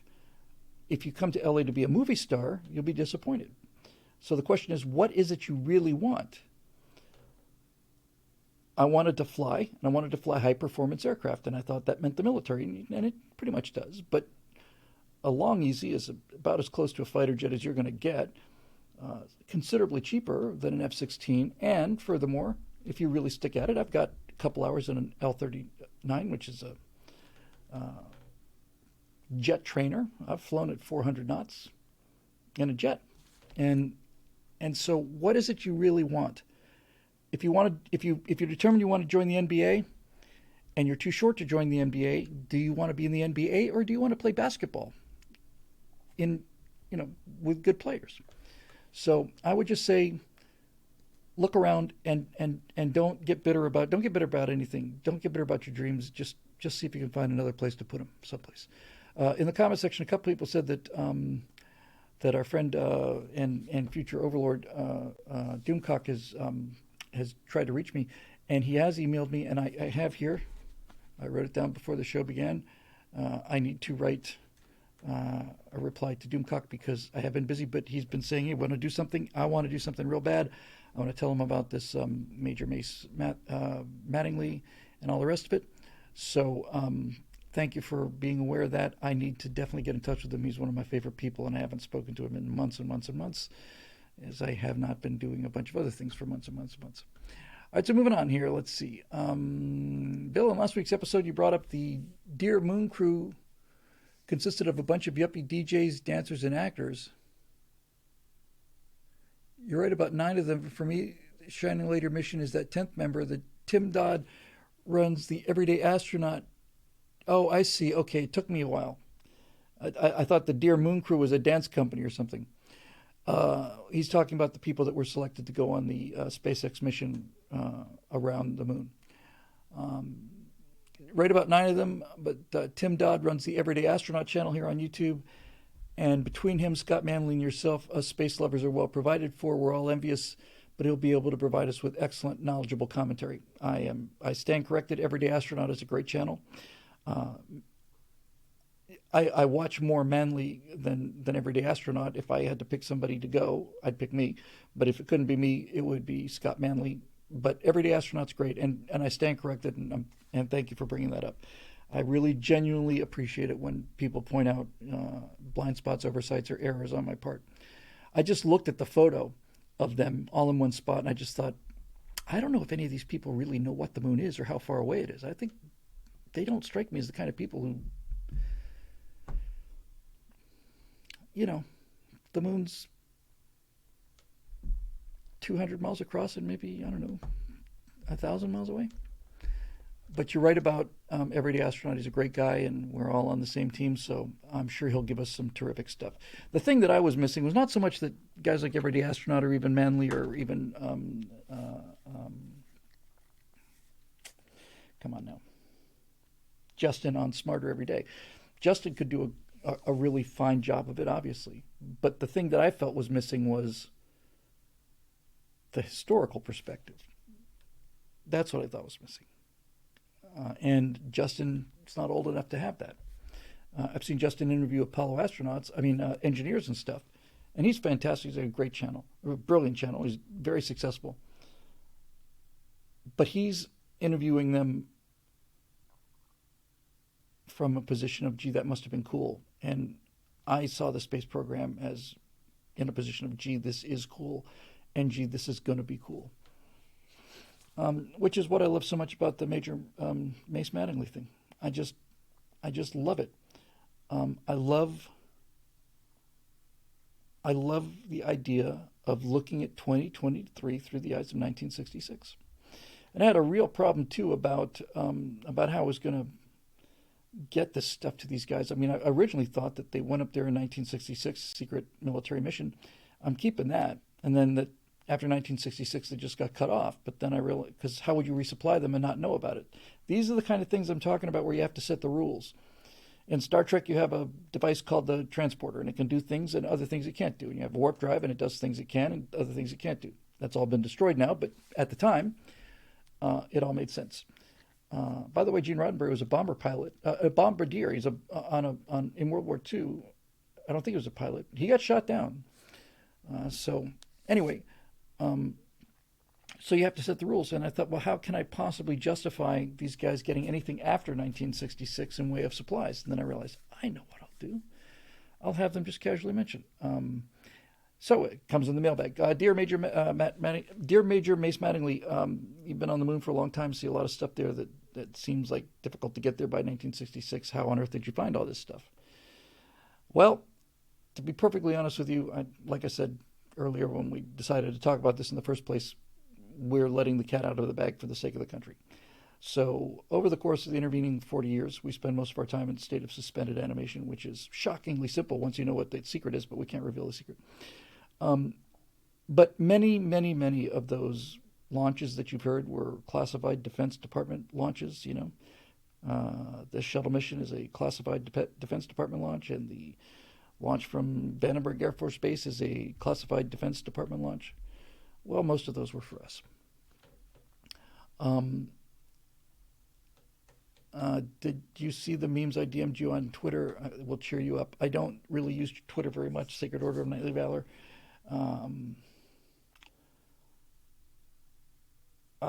So I didn't see them. Sorry about that.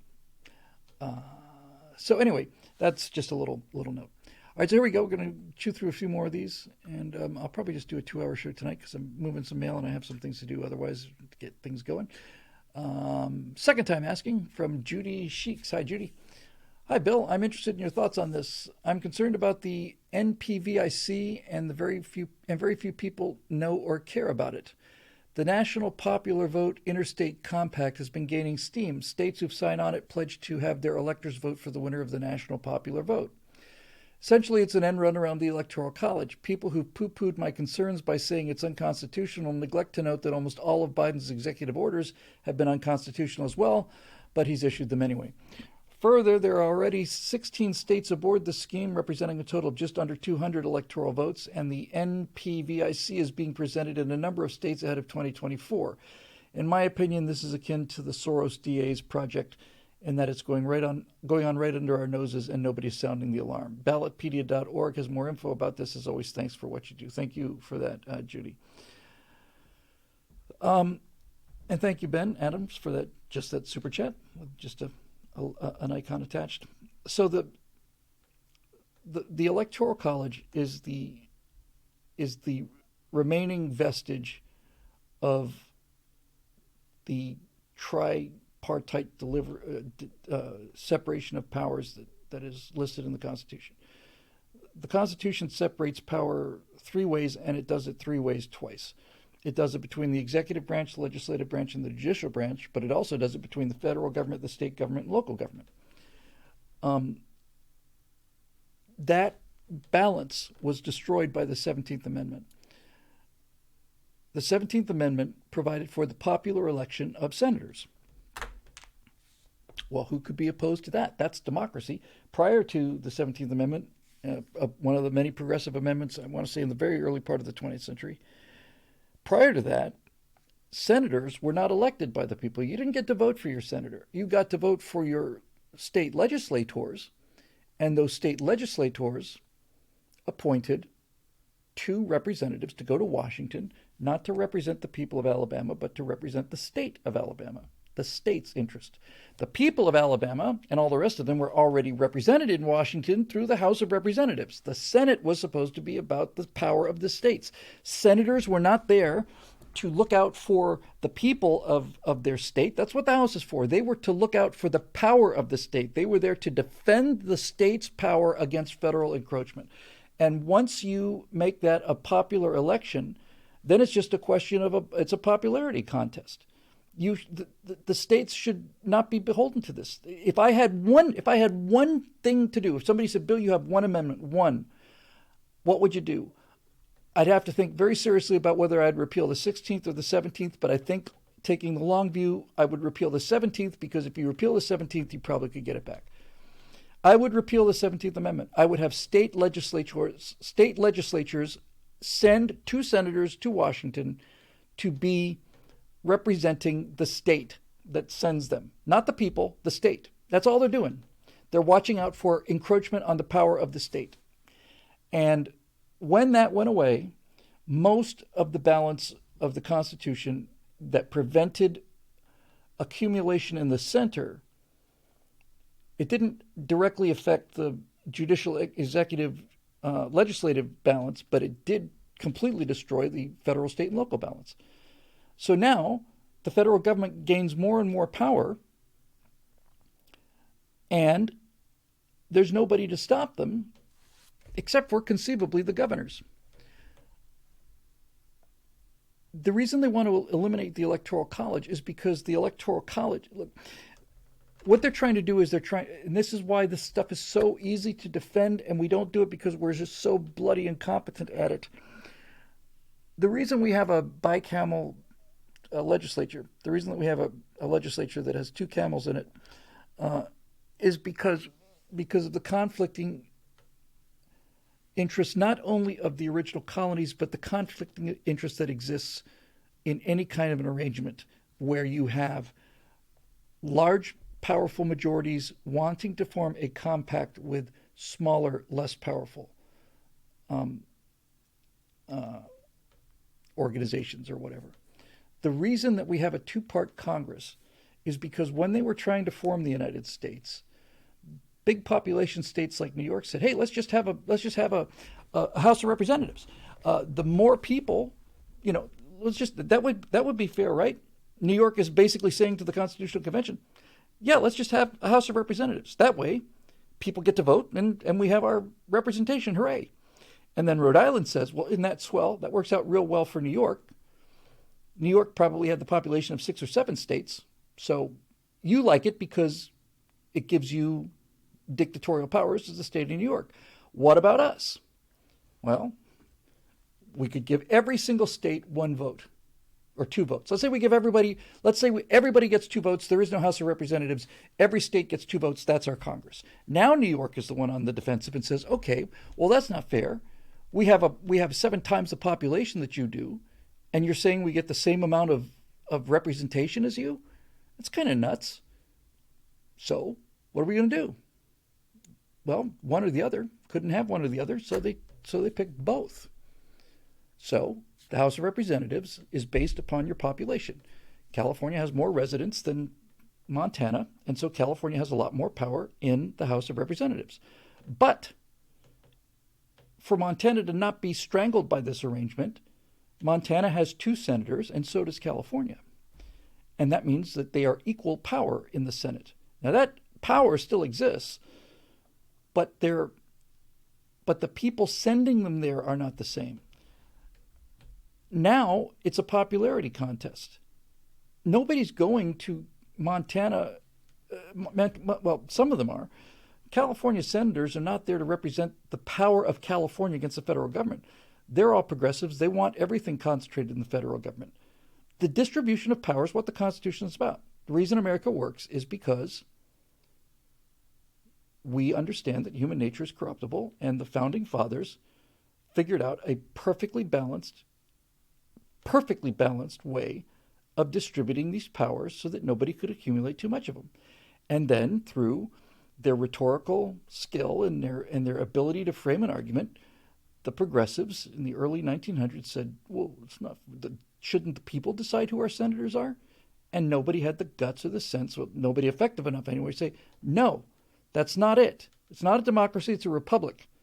And if you don't understand that, you don't deserve to be in government. This is a 3rd grade civics question that you're failing now, Mr. President, or whoever's pushing for this. Woodrow Wilson probably did more damage to this country than any of them, only because he did it earlier. So the Electoral College is all that's left of states having power. And the left can't stand this because, as we said earlier about the Thanksgiving dinner, progressives in California and Washington State and in San Francisco and in Washington cannot let people in Montana live their own lives. They cannot do it. They can't stand it. They have to control them. They have to. That's what they're built for. That's their genetic defect, is they have to tell people what to do. They can't mind their own business. And so Montana can't just go off and be Montana. Montana has to be controlled by the federal government so that we can make the people in Montana do what we want to do here in San Francisco, which is tell people what to do. They're miserable, low-life swine. They're just horrible people. Horrible. Yes, and Woodrow Wilson, Erteki says, was a college professor. Woodrow Wilson was an intellectual. Intellectuals are the only people who are stupid enough to believe that they're smarter than everybody combined, and they're not. But this is the appeal of the intellectual is appeal to the ego.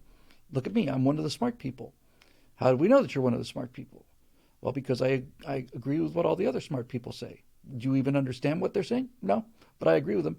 And that makes me a smart person too. That's how it works. people with insecurities about their virtue or their intelligence parrot what they are told are smart, virtuous people, and then they feel like they're in the club. That's virtue signaling. That's the definition of it. So, this movement is unconstitutional. And I see how they're circumventing it. They're being clever about it. If they were to say, we're not going to do the electoral college thing, then they wouldn't be able to get away with it. They can't just say we're just not going to have an electoral college in California. That's just plain, that's how we elect the president. This is the thing they can't stand. This is what civics is there for, and this is why they don't teach civics anymore, because civics educated people about our system. And if you understand the system, you'll defend it because it's brilliant. Hang on a second, just lost my train of thought here.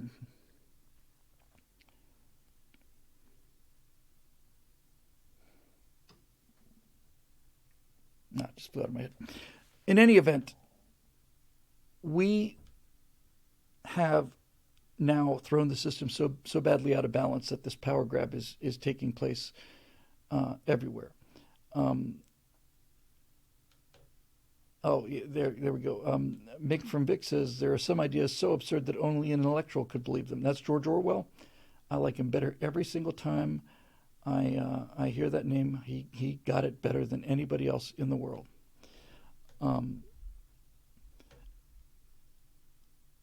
The answer to this is, the best way to fight it is, so you're progressives, right? Yes. We live in San Francisco, right? Yes. Well, how would you feel if I told you that the people in the backwoods of Mississippi are going to tell you how to live your life? That they have the political power to enforce you, to coerce you into living life by their ethics and morality. How would you feel about that? Well, I don't know. Well, you're doing the same thing to them. The reason a country that's the size of a continent works is because we found a way to make all of these different groups. They're not artificial tribes like I'm an African American or I'm an Asian American. That's an artificial distinction. But America essentially is, 5 countries, 6, 7 countries maybe? New England is very different than the Southwest. California is very different than the Deep South. There are at least 4 or 5 independent cultural nations in the United States of America. And the way that we've been able to live together and achieve the success that we've achieved is because a system was so perfectly balanced that everybody could agree to its terms. Nobody got everything they wanted, but everybody got enough for it to be worthwhile. And the prosperity that this system created has convinced people that prosperity is the default condition of mankind and that the government will pay for everything, and so they vote in the government. My experience with people like progressives who want the government to be all-powerful is they want the government to be all-powerful because the government will give them a handout and businesses won't, at least not yet anyway. I'm sure they're well on their way. You go up to a bank and say, hey, I'd like you to give me, I don't know, $2,000 a month to live on. Bank's going to say, I don't think so. But if you say it to the federal government, they'll say, sure, absolutely, $2,000 a month, that's nothing, peanuts. All you have to do is vote for us and we'll stay in power and we'll keep giving you your $2,000. We'll just put it on the tab. It's $33,000 billion now, which will never be paid back, and they know it. And they know it's gonna collapse on some level. It's gonna collapse. They know that too. They don't care. Are they getting their money now? Yes. These people don't care about anything other than themselves. They talk about how virtuous they are because that is their fig leaf against how selfish they are. It's all about them. I want to do everything my way all the time. I don't want to play by rules if the rules are against me. On the other hand, if the rules are in my favor, then I want the rules rigidly enforced. They have no ethical center. They have no moral compass other than power. So that's why you have to get rid of things like civics classes, because if you teach civics, you understand the genius of it. Many people said, what would you fix in the Constitution? My response to that would be, I would just have people read it and abide by it. There's not the only structural flaw that I'm aware of, and I don't know if this is a constitutional issue, I suspect it's not, but the only structural flaw that I'm aware of is the idea of prosecutorial discretion. There should be not a law, it should be built into the structure of either the state and the federal governments to say that the state attorney general or the attorney general of the United States do not have the right to decide not to prosecute crimes. They are forced to prosecute crimes. Now, people will say, well, if they prosecuted every crime, then they wouldn't have the resources for it. Well, then get the resources. Because every trouble that we're in right now started with Barack Obama taking over the Justice Department. Once you take over the Justice Department, it doesn't matter how many crimes Hillary Clinton commits, and it doesn't matter how much evidence there is against it. It's an open and shut case. It's been an open and shut case for 10 years now, practically, against Hillary Clinton. But that doesn't matter if the Attorney General decides, oh, we're not going to prosecute her. Here's James Comey, works for the Department of Justice, head of the FBI. Here's a 45 indictment of every crime that she committed, and then he says, but I don't recommend we would prosecute. I don't think any reasonable prosecutor would take the case, which is all the cover that they needed, all the fig leaf that they needed to not take the case, and so there you go. It is just plain fraud and treason. Somebody, Road Rider says, mention the Commerce Clause. That's a great example. I didn't know about this until, 7, 8 years ago, maybe 10 years ago. So when the federal government wants to tell you what health care you have to buy, you will say, well, who the hell are you to tell me what insurance I can buy? Where's your power to do this? And they'll say the Constitution gives us the power in the Commerce Clause. Really? What's the Commerce Clause say? And they'll say, it's right there in the Constitution. It says Congress shall have the power to regulate commerce between the states.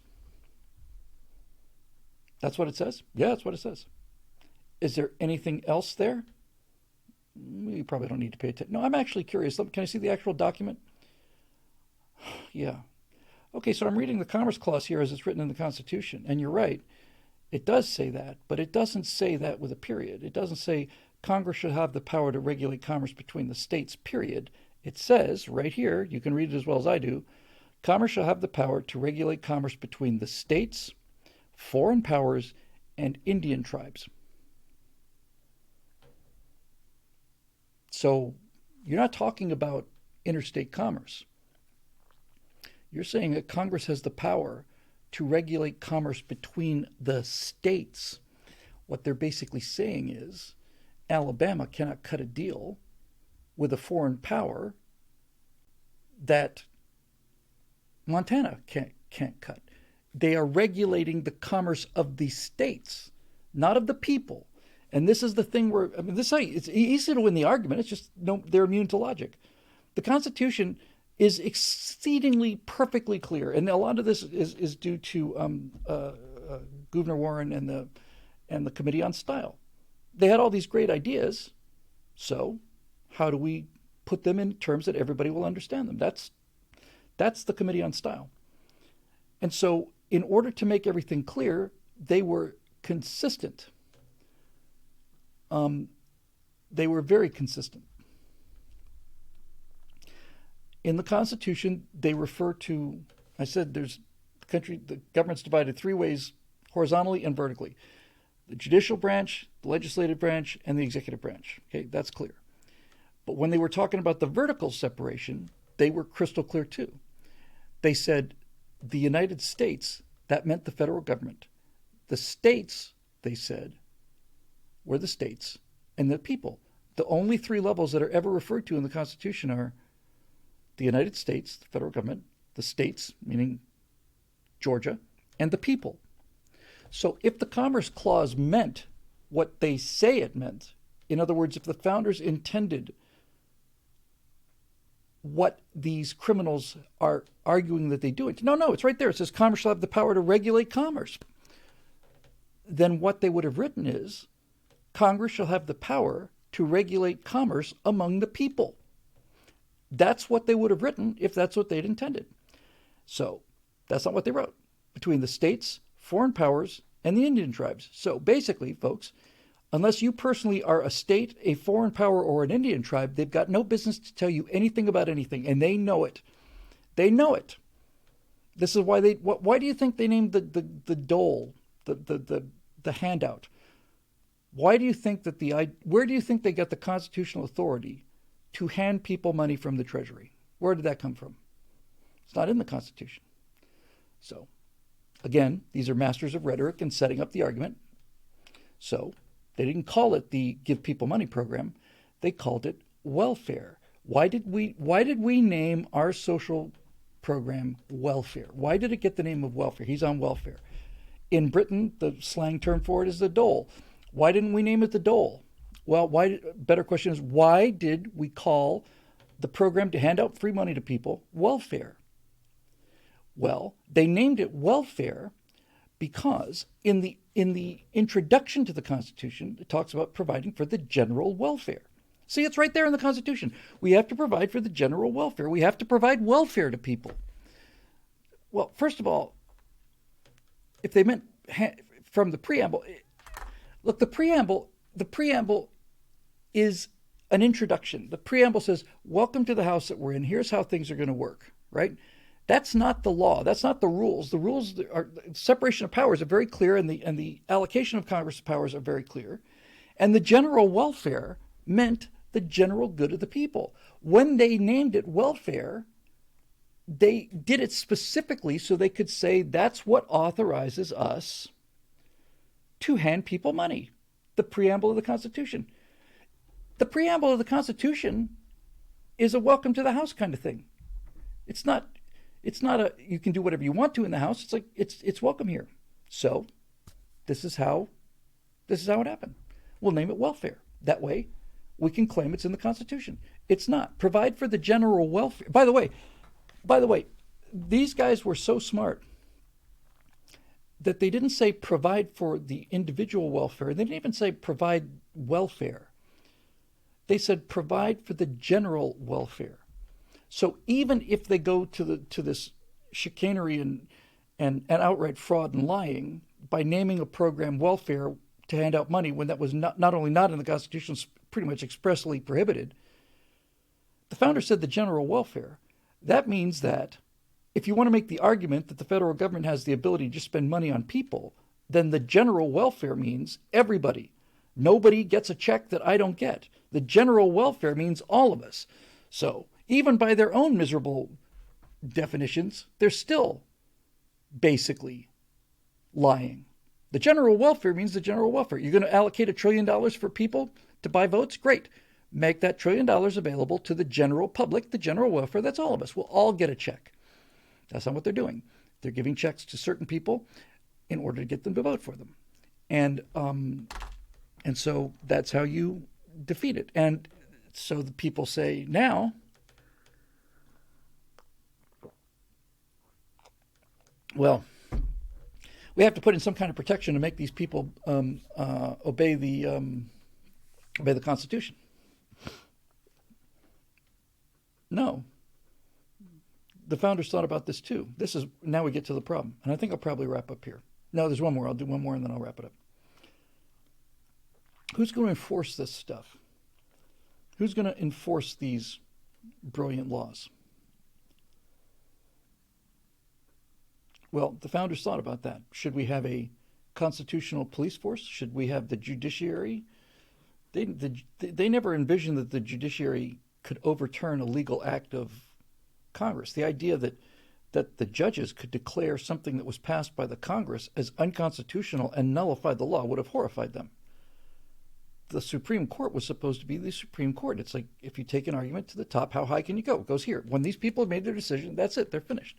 The idea that the Supreme Court could say, well, the people passed this law, but we're going to overturn it because there's 9 of us and we don't like it. And there was no provision for 9. All the Constitution calls for is a Chief Justice. Put that aside. The structure is perfect. And the reason that they did not include a Constitution police to enforce the Constitution is because they believed, rightfully, that the Constitution police is us. If somebody in the government is violating the Constitution, then we would throw them out of office. And that's who the Constitution Police are. It's us. And we failed. We failed badly because we watched all this happen. And in our defense, it was also incremental, but that there was never one go get your musket point. But over time, we watched it slowly happen. We watched that decision made in the 40s, where that farmer was told that he couldn't grow his own feed for his own animals because he was interfering with interstate commerce. They made him buy somebody else's grain, or at least pay market value for it. That's where the Commerce Clause got its teeth. We didn't do anything then. We haven't done any of that stuff. Where is it? C.P. Tome says it hasn't worked that way since the Civil War. Let me just add something here because I've been on this subject before. People say that the Civil War is when the federal government made the power grab. That's absolutely not true. That is just plain not true.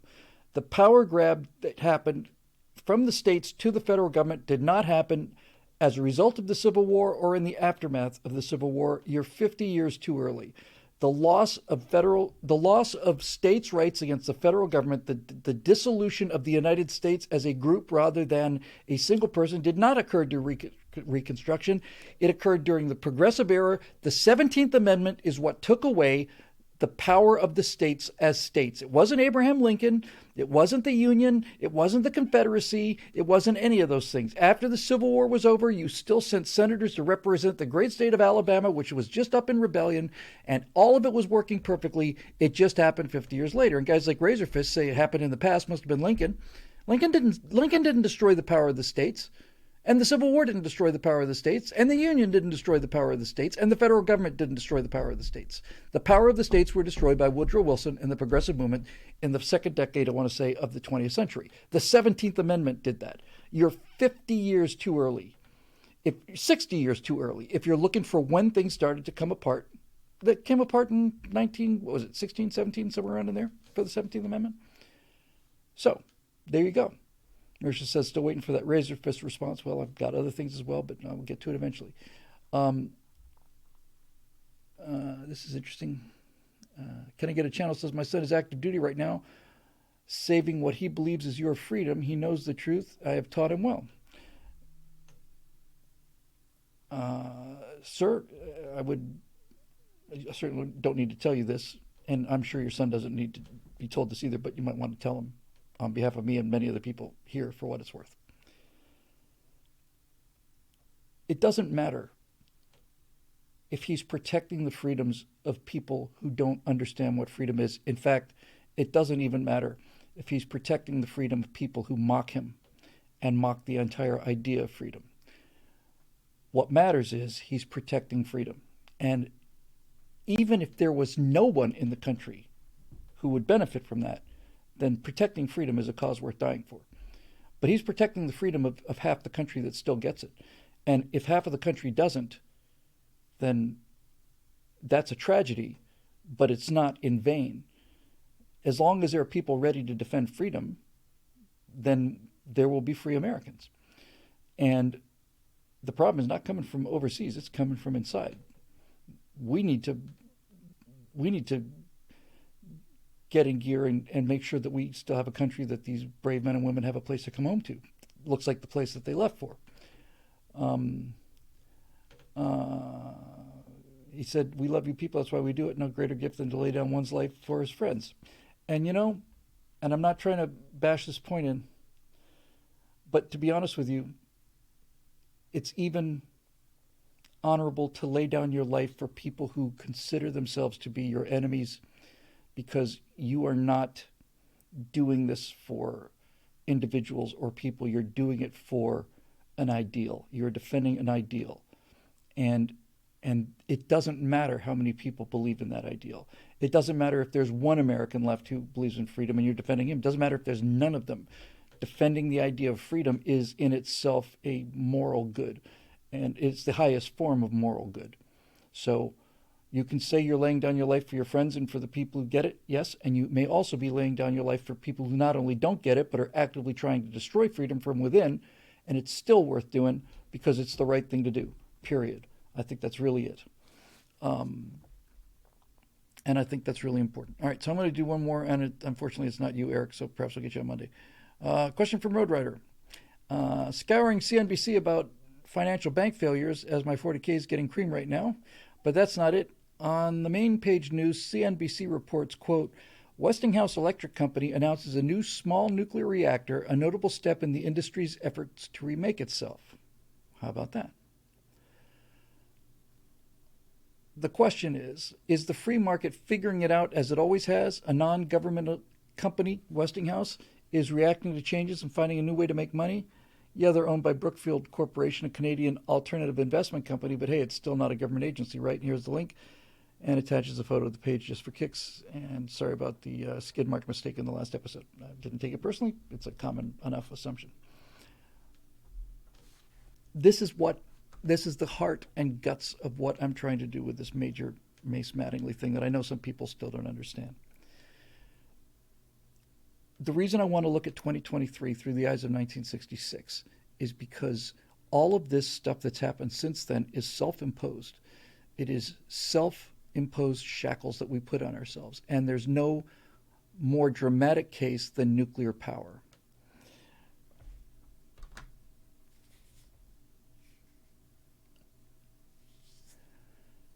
I'm trying to think about how to put this.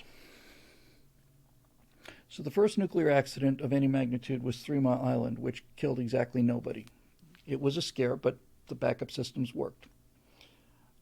Nuclear power died when people had the evidence of Chernobyl in front of them, but as I like my astronauts to say, that's what happens when you give commies technology. They'll build a fireplace in the middle of the room, and they won't put the fire in the fireplace.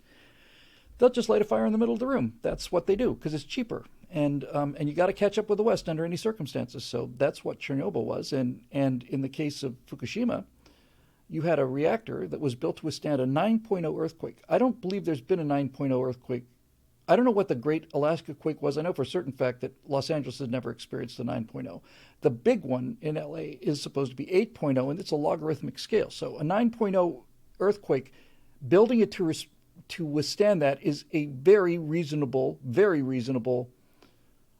level of safety. Unfortunately for Fukushima, that earthquake was 9.1. The mistake of Fukushima was that they had anticipated the idea of the earthquake. They had anticipated the idea that the power would go out, and so their pumps wouldn't run to keep the reactor cool. They put backup diesel generators there to power the pumps that would have kept the reactor from melting down. They did not count on the tsunami, which is kind of a strange oversight given its location and how familiar Japan is with tsunamis and how remarkably effective their government has been in terms of preparation and response to tsunamis. So this thing survived a 9.1 earthquake. That didn't kill the reactor, knocked a lot of power offline. So now they're trying to cool the reactor, but the tsunami comes in and floods out the diesel generators, and that was something they had not considered. Now, all three of those cases, 3 Mile Island, Chernobyl, and Fukushima, failed because engineering fail-safes failed. Fail-safes failed. The engineering systems put in place to prevent nuclear accident failed. And they failed because they're engineering solutions. Modern reactors, certainly certain design for modern reactors, are not fail-safe because the word fail-safe is an interesting word, by the way. We use it all the time. Not many people understand it. A fail-safe system doesn't mean a system that will function all the time. It's fail-safe. It can't fail. Fail-safe doesn't mean it can't fail. Fail-safe means it fails safe. If something goes wrong and it fails, it will default to safety. So an engineering solution is not, technically speaking, a fail-safe solution, because if the backup system fails, you got a problem. But if you take modern reactor designs, they never get hot enough to melt down. There is no meltdown possibility, not because we have backup systems or all the rest of it. It's because physics. If the reactor will not work, and this is the same for fusion, by the way, the reactor will not function unless everything is going right, and the second anything gets shuts off, it stops being a threat. The early fission plants, which were designed in the 50s, by the way, don't do that. Um, they don't work that way. So, why is it that nuclear power has been so demonized in this country? Well, back when I was watching all this happen in the late 70s with the China syndrome, which scared the hell out of me, by the way, because I didn't know anything about it. Nuclear activists wanted to get rid of nuclear power because they didn't like nuclear waste. That was the argument they used. We had a perfectly good system of getting rid of nuclear waste, and that is burying it deep as hell into the ground where it's not going to hurt anybody. And in 100,000 years, you can walk around in there, but that's not something for us to worry about. Nobody appreciates the miracle of volume. I think I've read that you could put all of the garbage generated in the United States in the next year or 10 years or a century or whatever. I think it's a century, something like that. All of the stuff we throw away could fit in a square that's a mile by a mile by a mile long, a mile wide, and a mile deep. It's amazing. So,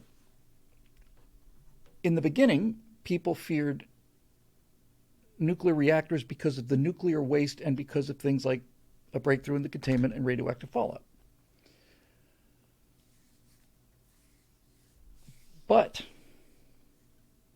after that, Germany and France, as well as the United States, France and Germany had extensive nuclear power systems. That was the source of virtually all of their power. And I'll give them credit for this, because I don't often have a chance to give the French credit for things. But the French and the Germans both realized, because they built the reactors later than we did, that what we'll do is, instead of having every reactor be unique, which is the case in the United States, we will design a standard reactor, and that way every nuclear reactor we put in will essentially be identical, which means that we can train people and have them be interchangeable.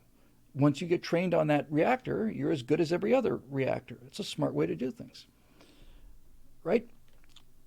So why all of a sudden, in a world where they're screaming about carbon emissions, let's just follow the little bread trails here, right? We're told that the world is going to end now, not because of nuclear waste or nuclear fallout. We're told the world is going to end because the carbon in the atmosphere is getting too high. It's approaching 450 parts per million. It was 3,000 parts per million 80 million years ago, but let's not quibble about details. You would think that if their argument was true, if their entire premise was true, that carbon emissions are the problem, if that were true, then we'd be building nuclear power plants like there's no tomorrow, because nuclear power plants don't release any carbon. And we're not. So why aren't we? The reason we're not building nuclear power plants is because the global climate change thing is not about climate change. It's about control. And the way you control people is by controlling their energy.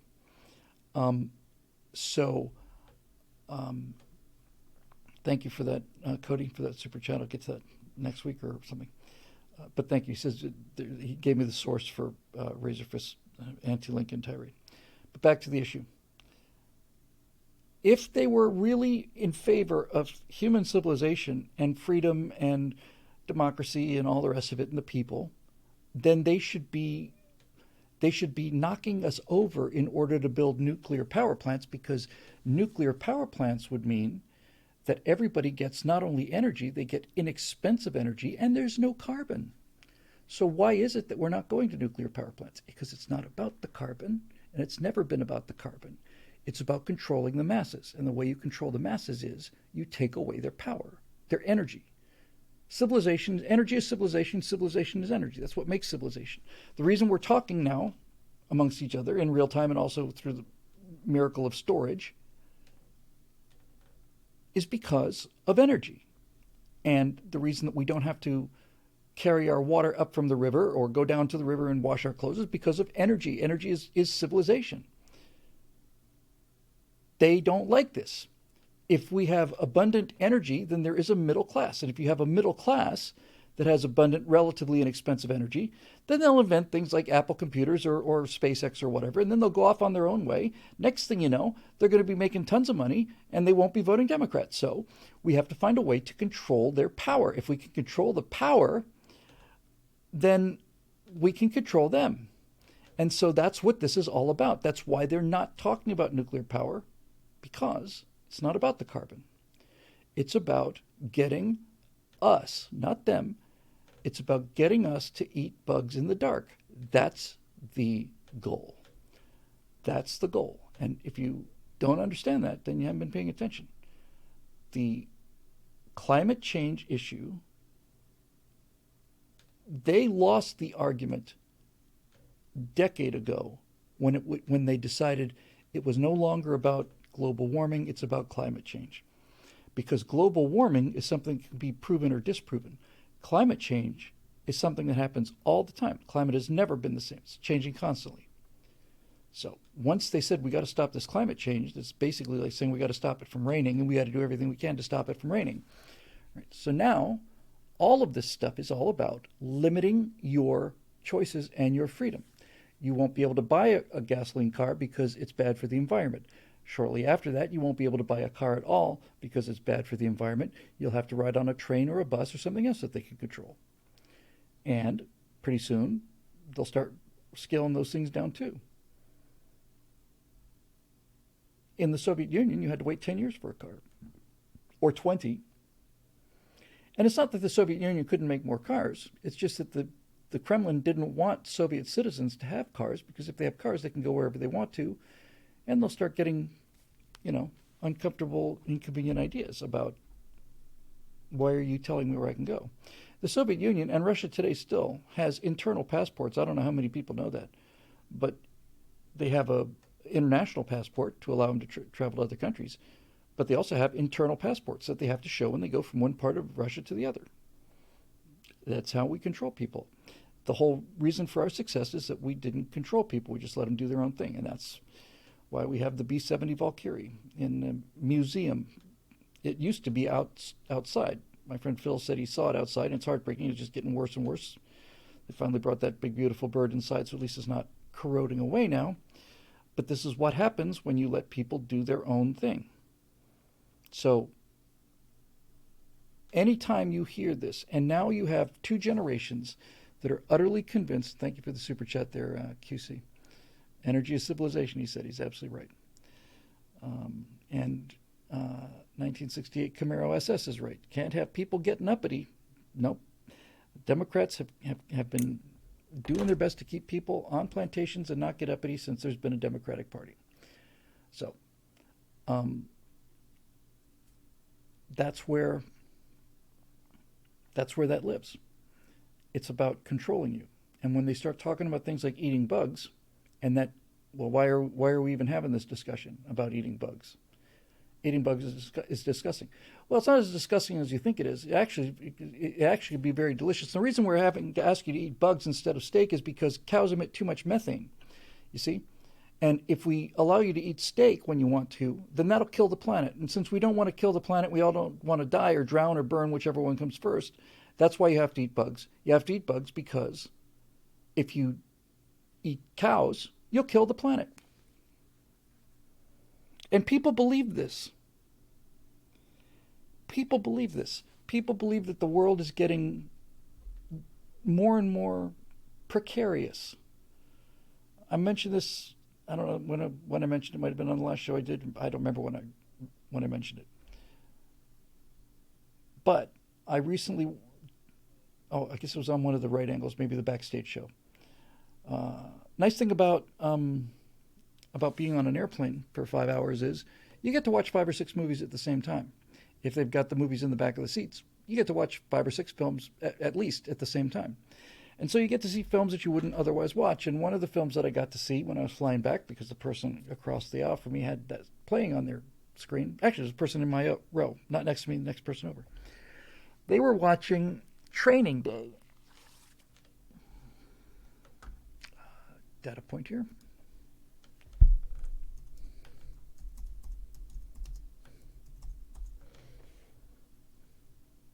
(2001). So, as I'm flying back from Florida to California, I'm watching a movie that is 22 years old, shot in Los Angeles, And you really need to see Training Day. It won't mean as much to you if you don't live here. But Training Day takes place on the streets of LA, so there's lots of external shots of Los Angeles in a movie that's 22 years old. And virtually all of those shots look exactly like LA when I got here in '88. It's like somebody stuffed the air full of gray cotton. The degree of air pollution in 2001 in Training Day, you just don't see that anymore. This is why you can't fall into the trap of everything environmental is bad. No, there's some environmental things that are good. They just always go too far. So in the 80s and 90s and so on, they started saying, we're going to put these vapor recovery systems on the gas pumps. So instead of having a gas pump, you've got something to fuel a Starship. The thing's this big. It's got an accordion on it, weighs 100 pounds, to suck up the vapors. And I thought, is this really such a big deal? Turns out it is. There hasn't been a day as smoggy as the day in Training Day. I have not seen that kind of smog in the city ever in 10 years. Ever. The worst summer days now are better than the best days used to be in Los Angeles. And much of that is due to the fact that we listened to them when they said we should stop burning diesel on all of our buses and go with the most clean burning fuel we can, which is compressed natural gas, because that was going to stop the pollution. And it did. So now you've got natural gas through fracking. We've got more than we know what to do with. So now everybody has abundant, cheap power again that's clean. And we can't have that because that would mean people get uppity. So now we have to make natural gas the villain when in fact it was natural gas and some other technological solutions that cleaned up the city. I said it so many times because it's still absolutely true. When I got to Los Angeles, I got here in the summer of '88. I took a job as a temp working for Enterprise Rent-A-Car in Beverly Hills, and I was driving people around Beverly Hills for about 3 weeks until finally it cleared enough for me to see the Santa Monica Mountains, which are just a couple miles down the road. And I stepped out one day and it cleared enough for me to see that. I said, my God, we're in a valley. This is a valley. You're surrounded by mountains. You forget about seeing the big mountains out by Mount Baldy and stuff. You couldn't see the Santa Monica Mountains from Beverly Hills. Couldn't see them for 3 weeks. So there you go. Fire Waco says you can find LA's smog down in Mexico. Check out Some Summer in Monterey. I don't know if it's ours. If you mean our smog, I don't think our smog is migrated. I think that they haven't done the things that we've done. I have heard people say, it might be hyperbolic, that the geography of Mexico City being a bowl is that they could stop all emissions tomorrow and that smog wouldn't clear for a century, something like that. So your answer about nuclear power is, why is Westinghouse finally getting to this point? There was huge money to be made in nuclear power, and there still is. And nuclear power, this is why I wanted to talk to our friend who's the reactor engineer on surface vessels and who helped work with the reactor on the Nautilus. There are two kinds of fission nuclear power plants. There's the American kind and there's the Russian kind. The Russian kind killed 30 or 40 people on board their first nuclear sub and killed probably that many on K-19, their first ballistic missile sub. That's what socialist engineering does. On the other hand, we have had at least tens of thousands and conceivably hundreds of thousands of young men sailing around the world in a steel tube underwater, powered by a nuclear reactor that is often 4 or 5 feet behind them, and we have not had so much as a cough develop. We have not had any problems with naval nuclear reactors. None. And we're not talking about having a nuclear power plant out on a mountain someplace or on a hill where a little radioactive gas leak can just kind of blow away. We're talking about, in the most extreme cases, we're talking about inside an encased steel tube. And we haven't had a single fatality or sickness that I'm aware of. And as people point out, they're also on board carriers, and they used to be on board cruisers. The Ticonderoga class of nuclear-powered cruisers. I don't think we build nuclear-powered surface vessels anymore unless they're carriers. And the reactors are getting better. I believe there were 4 reactors on the Nimitz class. I think the Ford has 2. And the 2 Ford Nimitz class. The two Ford reactors generate, I don't know what the number is, half again as much or double as much as the Ford did on the Nimitz. We get better and better at this every year. And this is one of those things where they don't, nobody reports on the planes that didn't crash today, right? Flight 1619 from New York to Los Angeles landed safely at 4 o'clock p.m. today. Further details at 11. No, this is going on right this second as we're sitting here talking. There are people in the United States Navy and other navies that are sailing around the world on the surface, underwater, on nuclear power, and they're doing it with perfect safety, and they've been doing it with perfect safety for 7 decades now. Well, 6.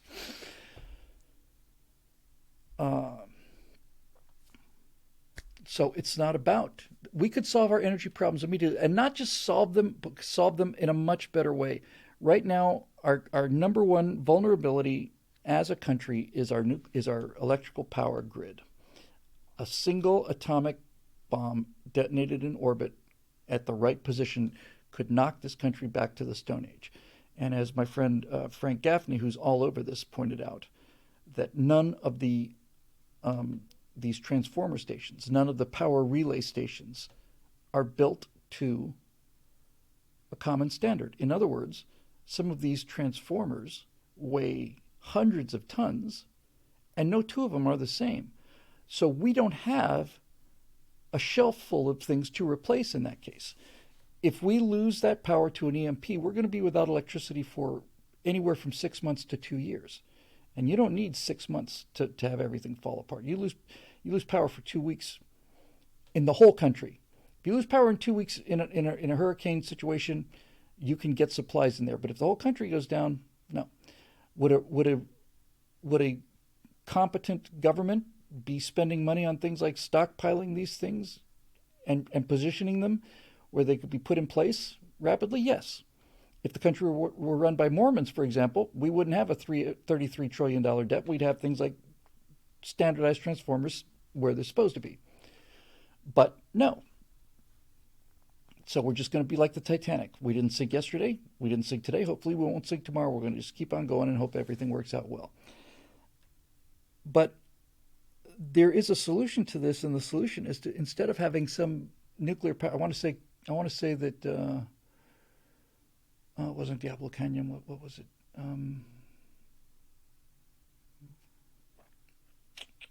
It's right on the tip of my tongue.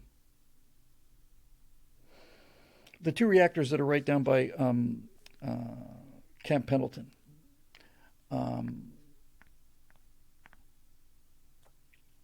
Something Point.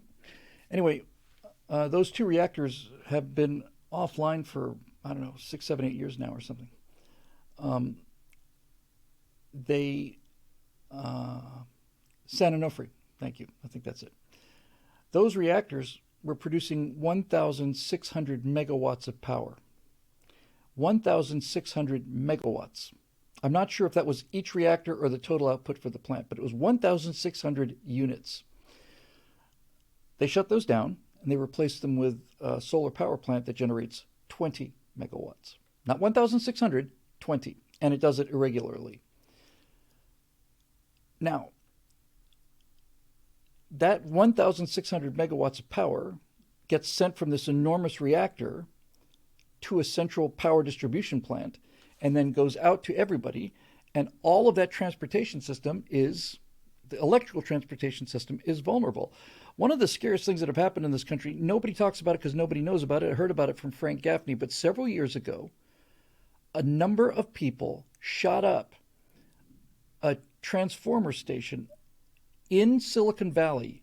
They shot them up with AK-47s, and they cut 6 of the 7 lines into that transformer station that control the transformer. Was it in San Jose? It was a terrorist attack. If they had not missed one of those phone lines that was used to bring this thing offline, then those transformers would have melted. If they had melted, Silicon Valley would have been, and San Francisco would have been without electrical power for 6 months to 2 years.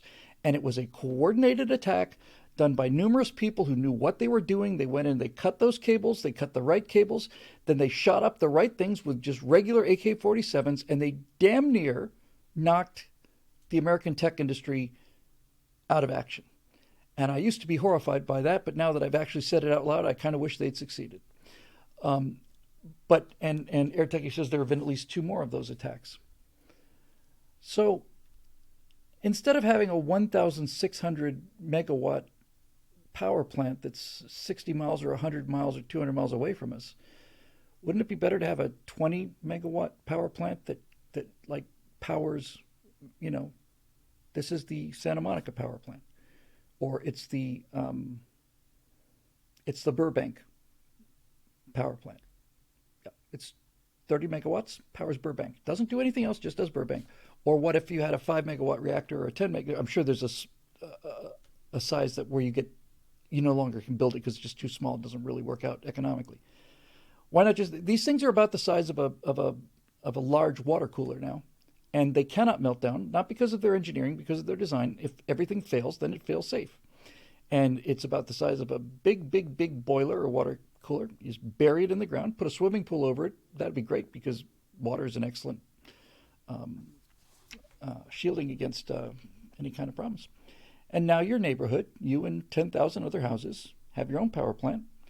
And as Mick from Vic says, it all fits in a 40-foot container. And they're standardized. And they don't have any moving parts. They don't require any personnel. They're self-contained. You turn them on by starting the chain reaction.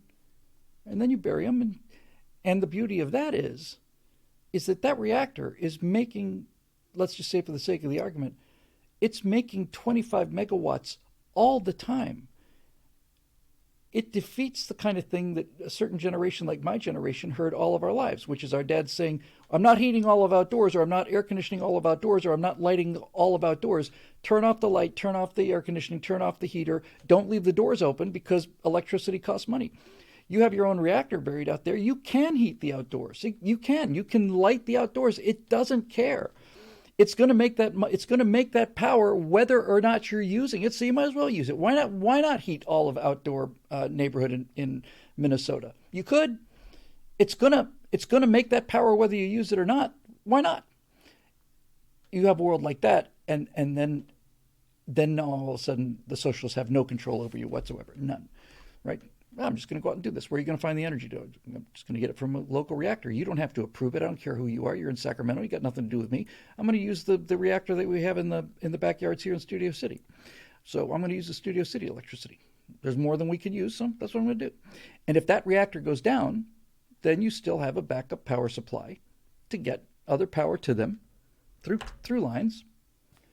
But generally speaking, you don't use that. And you don't get brownouts. And if you do get brownouts, you know who to talk to, right? If you find all of a sudden that they're saying, we need you to turn off your air conditioning. I know it's 116 degrees outside, but everybody's running their air conditioning all at the same time, and we just can't handle the load. Then instead of having it disappear into some faceless, mindless, personless pit in Sacramento where there's nobody to blame, now you can walk right down to the Burbank Power Distribution Center and say, hey, what's going on here? Do we need another one of these things? Okay. So we raise taxes a little bit for 1 year. We buy another one. We bury it. Brownouts are gone. And we'll make more money from the free power than we paid in taxes, so everybody wins, right? This is the world I'm trying to get to with the major Mace Mattingly thing.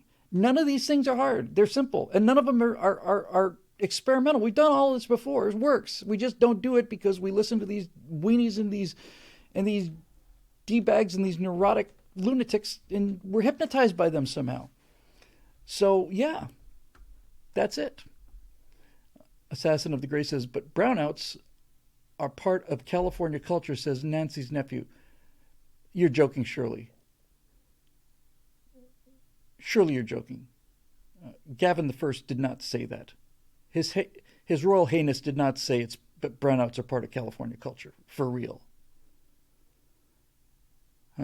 Because I get the feeling that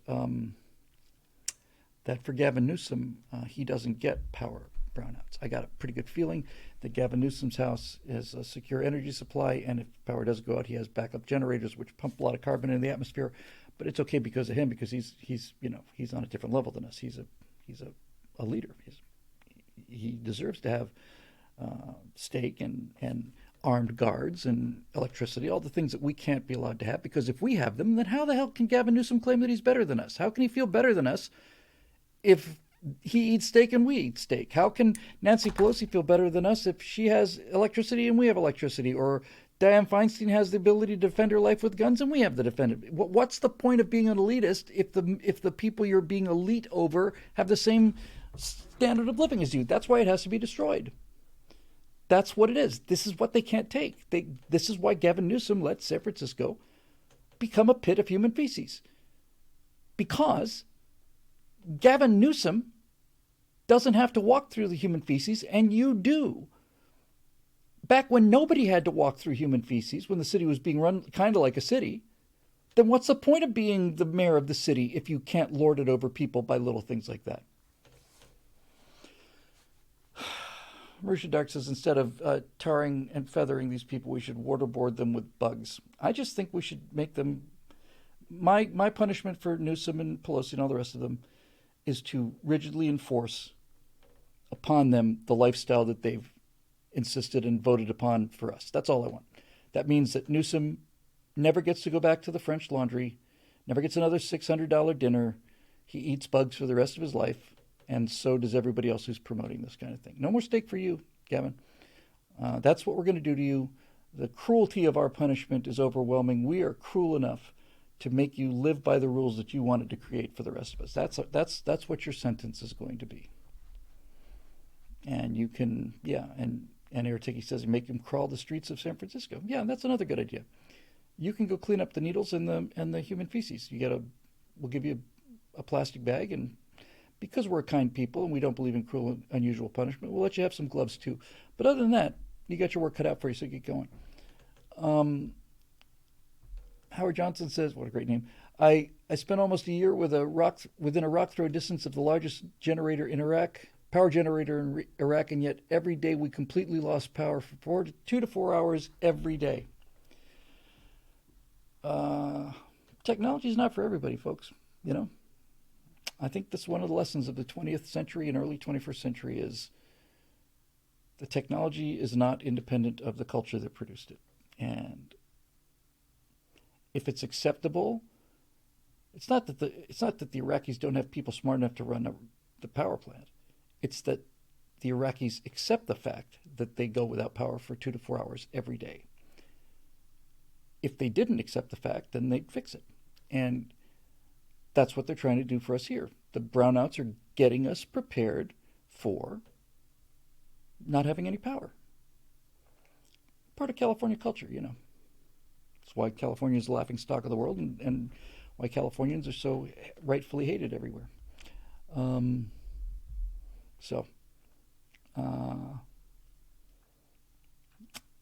I don't see anybody in the world doing what we do today. Forget about the Air Force Museum and forget about the B-70. No one's doing what we do today. No one. The Chinese aren't doing it. The Europeans aren't doing it. The Russians aren't doing it. And the United States government aren't doing it. In spaceflight, at least, they are all 20th century companies. And Elon Musk is a 21st century. SpaceX is a 21st century company competing with entire nations, including their clocks. I always had a thing against big dumb rockets, and they always offended me because you look at those magnificent F-1 engines on the Saturn V. Those things are fantastic. What happens to them? Well, they just chuck them in the ocean. Well, no wonder it costs so much money. When he landed those twin boosters, I know it didn't nail the center stage. It didn't matter. Seeing those two things come down within a second of each other, spread those landing legs, and then come to a halt, that moment changed my view of the future and the present. No one can do that. No one. Road Rider says Boring Company is sleeper. So what's interesting about the Boring Company, and what I suspect he's trying to do. Airtech, he says SpaceX now has more launch capacity than the rest of the world combined. I don't doubt it, and they're just getting warmed up. Wait till they start to get that operational pace on the Starship, and then it's going to be just hilarious. Here's what's interesting about the Boring Company. We know he has Tesla. Elon Musk is an astonishing guy. because he's not just astonishing in one area. He has a vision for things, and all of these things interlock. He's preparing, he's shown the technology for universal internet access over 80% of the planet's surface, which has got to be 99.9% of the population, because you can take that system and put it on another planet. He's developed Tesla because electric motors have a lot of advantages, one of which is you can charge them with nuclear power. And they don't need air. They don't have to have electric vehicles work real well in Martian atmosphere, which is 1% of ours in terms of thickness, because it works on the moon where there is no atmosphere. I don't think this is a coincidence. So here's what's interesting about the Boring Company. It's probably the least well-known of his companies. He has set up a company, and I've seen the people driving through the test tunnel. He has set up a company that bores tunnels through the earth. They're perfectly, what would they be? They would be cylindrical. So why would you do that? Well, everybody says, Europeans say, oh, Americans are so far behind, you don't have high-speed rail like we do. Well, my response to that is because we have a country that's the size of a country instead of the size of a county. That's why. You don't get, your high-speed rail moves at, 200 miles an hour? That's too slow for us. We got to go at 550 miles an hour, and that's too slow for us. We need SSTs, and we need them now. But anyway, this country's too big for your little high-speed trains. They're not fast enough. That's why we don't have them. They're not fast enough. High-speed trains on the surface are limited by the air resistance on the train. And another thing to think about is that those tracks are vulnerable. If you had most people in the country traveling on Amtrak or any other high-speed rail system, and Amtrak is not high-speed, but those railroad tracks are just out there. And if you had a kind of inclination to be a bad person, it's not hard to sabotage those tracks. It's not hard at all. So I don't have a lot of confidence in high-speed rail on the surface because of terrorism and because there's a speed limit. They're impressive as hell, don't get me wrong. I've seen footage of a train station when a high-speed train is going through there at full speed. It's coming through the train station at 200 miles an hour, and it's like a tornado hit the place. It's absolutely astonishing. I'm totally in favor of it, but great. But why is the Boring Company different? Well, the Boring Company is different for two reasons. First of all, if you're in an underground cylinder, that is secure. You can control access to that. You can monitor that 24/7. It's secure. That's one thing. And the second thing is, the genius of this is, if you pump the air out of the tunnel ahead of the train, then the train is not experiencing, you'll never pump all the air out of it, but if you reduce the air pressure in front of the train, then the train can accelerate to whatever speed it wants to. In fact, if you're really clever, you pump the air out of the tunnel ahead of the train and pump it into the tunnel behind the train, and the entire train is essentially a bullet. It's a real bullet train, not like just a fast train. A lot of pressure behind it, no pressure in front of it, down it goes. Doesn't need any motors on it, technically speaking. If you could control the air pressure in the cylinder, the thing would just be a shopping cart. You'd just have no engine on it, no motors on it, nothing, just wheels. And we'll just push it along through air pressure. And by the way, I want to say it was the first subway, but Alfred Beach built his own subway line in New York City, and he built a small little line, and his subway was pneumatically powered exactly like that. He didn't have gas fumes underground. He didn't have any of that stuff. He just, wait a minute, I think he had a propeller on the thing. But it was air-powered anyway. Cody Fett for $10 says, I thought we didn't have a working rail system because Woodrow Wilson nationalized the one we had and gave administration of it to his cousin or something. Well, imagine my shock. I did not know that, but that undoubtedly does it. Natasha and I took a train up to Monterey. Loved it. Loved Amtrak. Loved it. The ability to get up and walk around and have all the legroom you want. We rented we didn't rent. We booked a small. It's like a half a suite. Absolutely one of the best trips we ever took. Loved it. Loved it so much. We said, well, what would it, we want to go visit Florida. Why don't we go Amtrak? What would that take? Well, and sleeper cars. Yes, I slept on the train comfortably, horizontally. It was fantastic. So why don't I take the train from California to Florida? Well, you can take the train from California to somewhere around Texas or Louisiana, at which point you have to go north, and you have to go north to Chicago. And then from Chicago, you have to go to Boston. And then from Boston, you have to come down the coast to Florida that way. which is considerably out of your way. There's a little distance in the southeast where you cannot go from California to Florida because of issues. The rail lines are owned by somebody and they're not leasing them to Amtrak. Either Amtrak's not willing to pay the price that they want for this because those rail lines have to be maintained. I don't know the reason, but you cannot go from California, at least you couldn't before the pandemic, can't go from California to Florida in a direct line. You have to go from California to Louisiana, and then you have to go all the way to the top of the country, then go all the way across and come all the way back down again, and that's just nuts. So anyway, that's that. I'm going to wrap it up. Hey, gang, it's, actually it's a little bit overtime for what we used to do. It's subpar based on our 4-hour adventures, but we're looking at 2 hours and 40 minutes. I'm hoping that's enough content for you all to, that ought to hold you little bastards. For those of you not familiar with that wonderful story,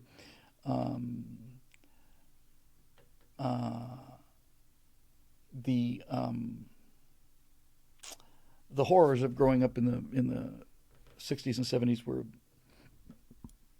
some of the TV shows. Kids TV was not great, but there was a show for Bozo the Clown. I never liked Bozo. I never liked clowns. I just didn't like watching Bozo the Clown. But a lot of people did. It was an incredibly popular show. And if I'm pretty sure it was Bozo the Clown that had the peanut gallery. That's where the term came from. Oh, no comments from the peanut gallery. That might have been Edgar Bergen, but I don't think it was. I'm pretty sure it was Bozo. No comments from the peanut gallery. So the peanut gallery was where they had a bunch of kids and families, live audience. Bozo does a show in front of everybody. Hooray. And so Bozo signs off. Ha ha ha. That's where Krusty the Clown came from, by the way. Krusty the Clown is Bozo. That's 100% it. Oh, it was Howdy Doody. That's right. It was Howdy Doody that had the peanut gallery. In any event, this was Bozo. You're right about that. I knew it wasn't Bozo. Felt funny. Infidel 42 got it right again. Good to see you there, by the way, at the Air Force Academy there, Infidel. So, anyway, Bozo is signing off the show. Again, good night, ladies and gentlemen. Good night, boys and girls. We'll see you next time on the Bozo the Clown Show. And then, as like they did with every episode, somebody else cut, but somebody in the booth didn't get the cut notice. And so while he's still on the air over the end credits, Bozo the Clown says, "That ought to hold the little bastards," in his non-clown voice, which was quite shocking at the time, and I still think is one of the greatest moments in human history. Did I see Eric wants to know if I saw the biggest ball of twine in Minnesota. I have not. I'm saving it for my golden years when I can see it in style. Spend 7 or 8 days there, not rush it or anything. So that'll do it for this edition of the Stratosphere Lounge, which shockingly enough will be posted on the BillWhittle.com website. Yes, I'll try to remember to do that. And that's made possible by the people that are actually paying money for it. And those people are special in our heart because they keep things like electricity running here. And that's handy when you're doing a show on the internet. So thanks to the members. Thanks to all the non-members. Thanks for all the super chats and all the comments and everybody else. I'm going to write an email to the future ruler of Earth, who I just think the world of, and who also has a show on Friday night. So I think that'll do it for the time being. So all of you out there, be sure to get your own orders in for your own backyard nuclear reactors, and then what a wonderful world it's going to be.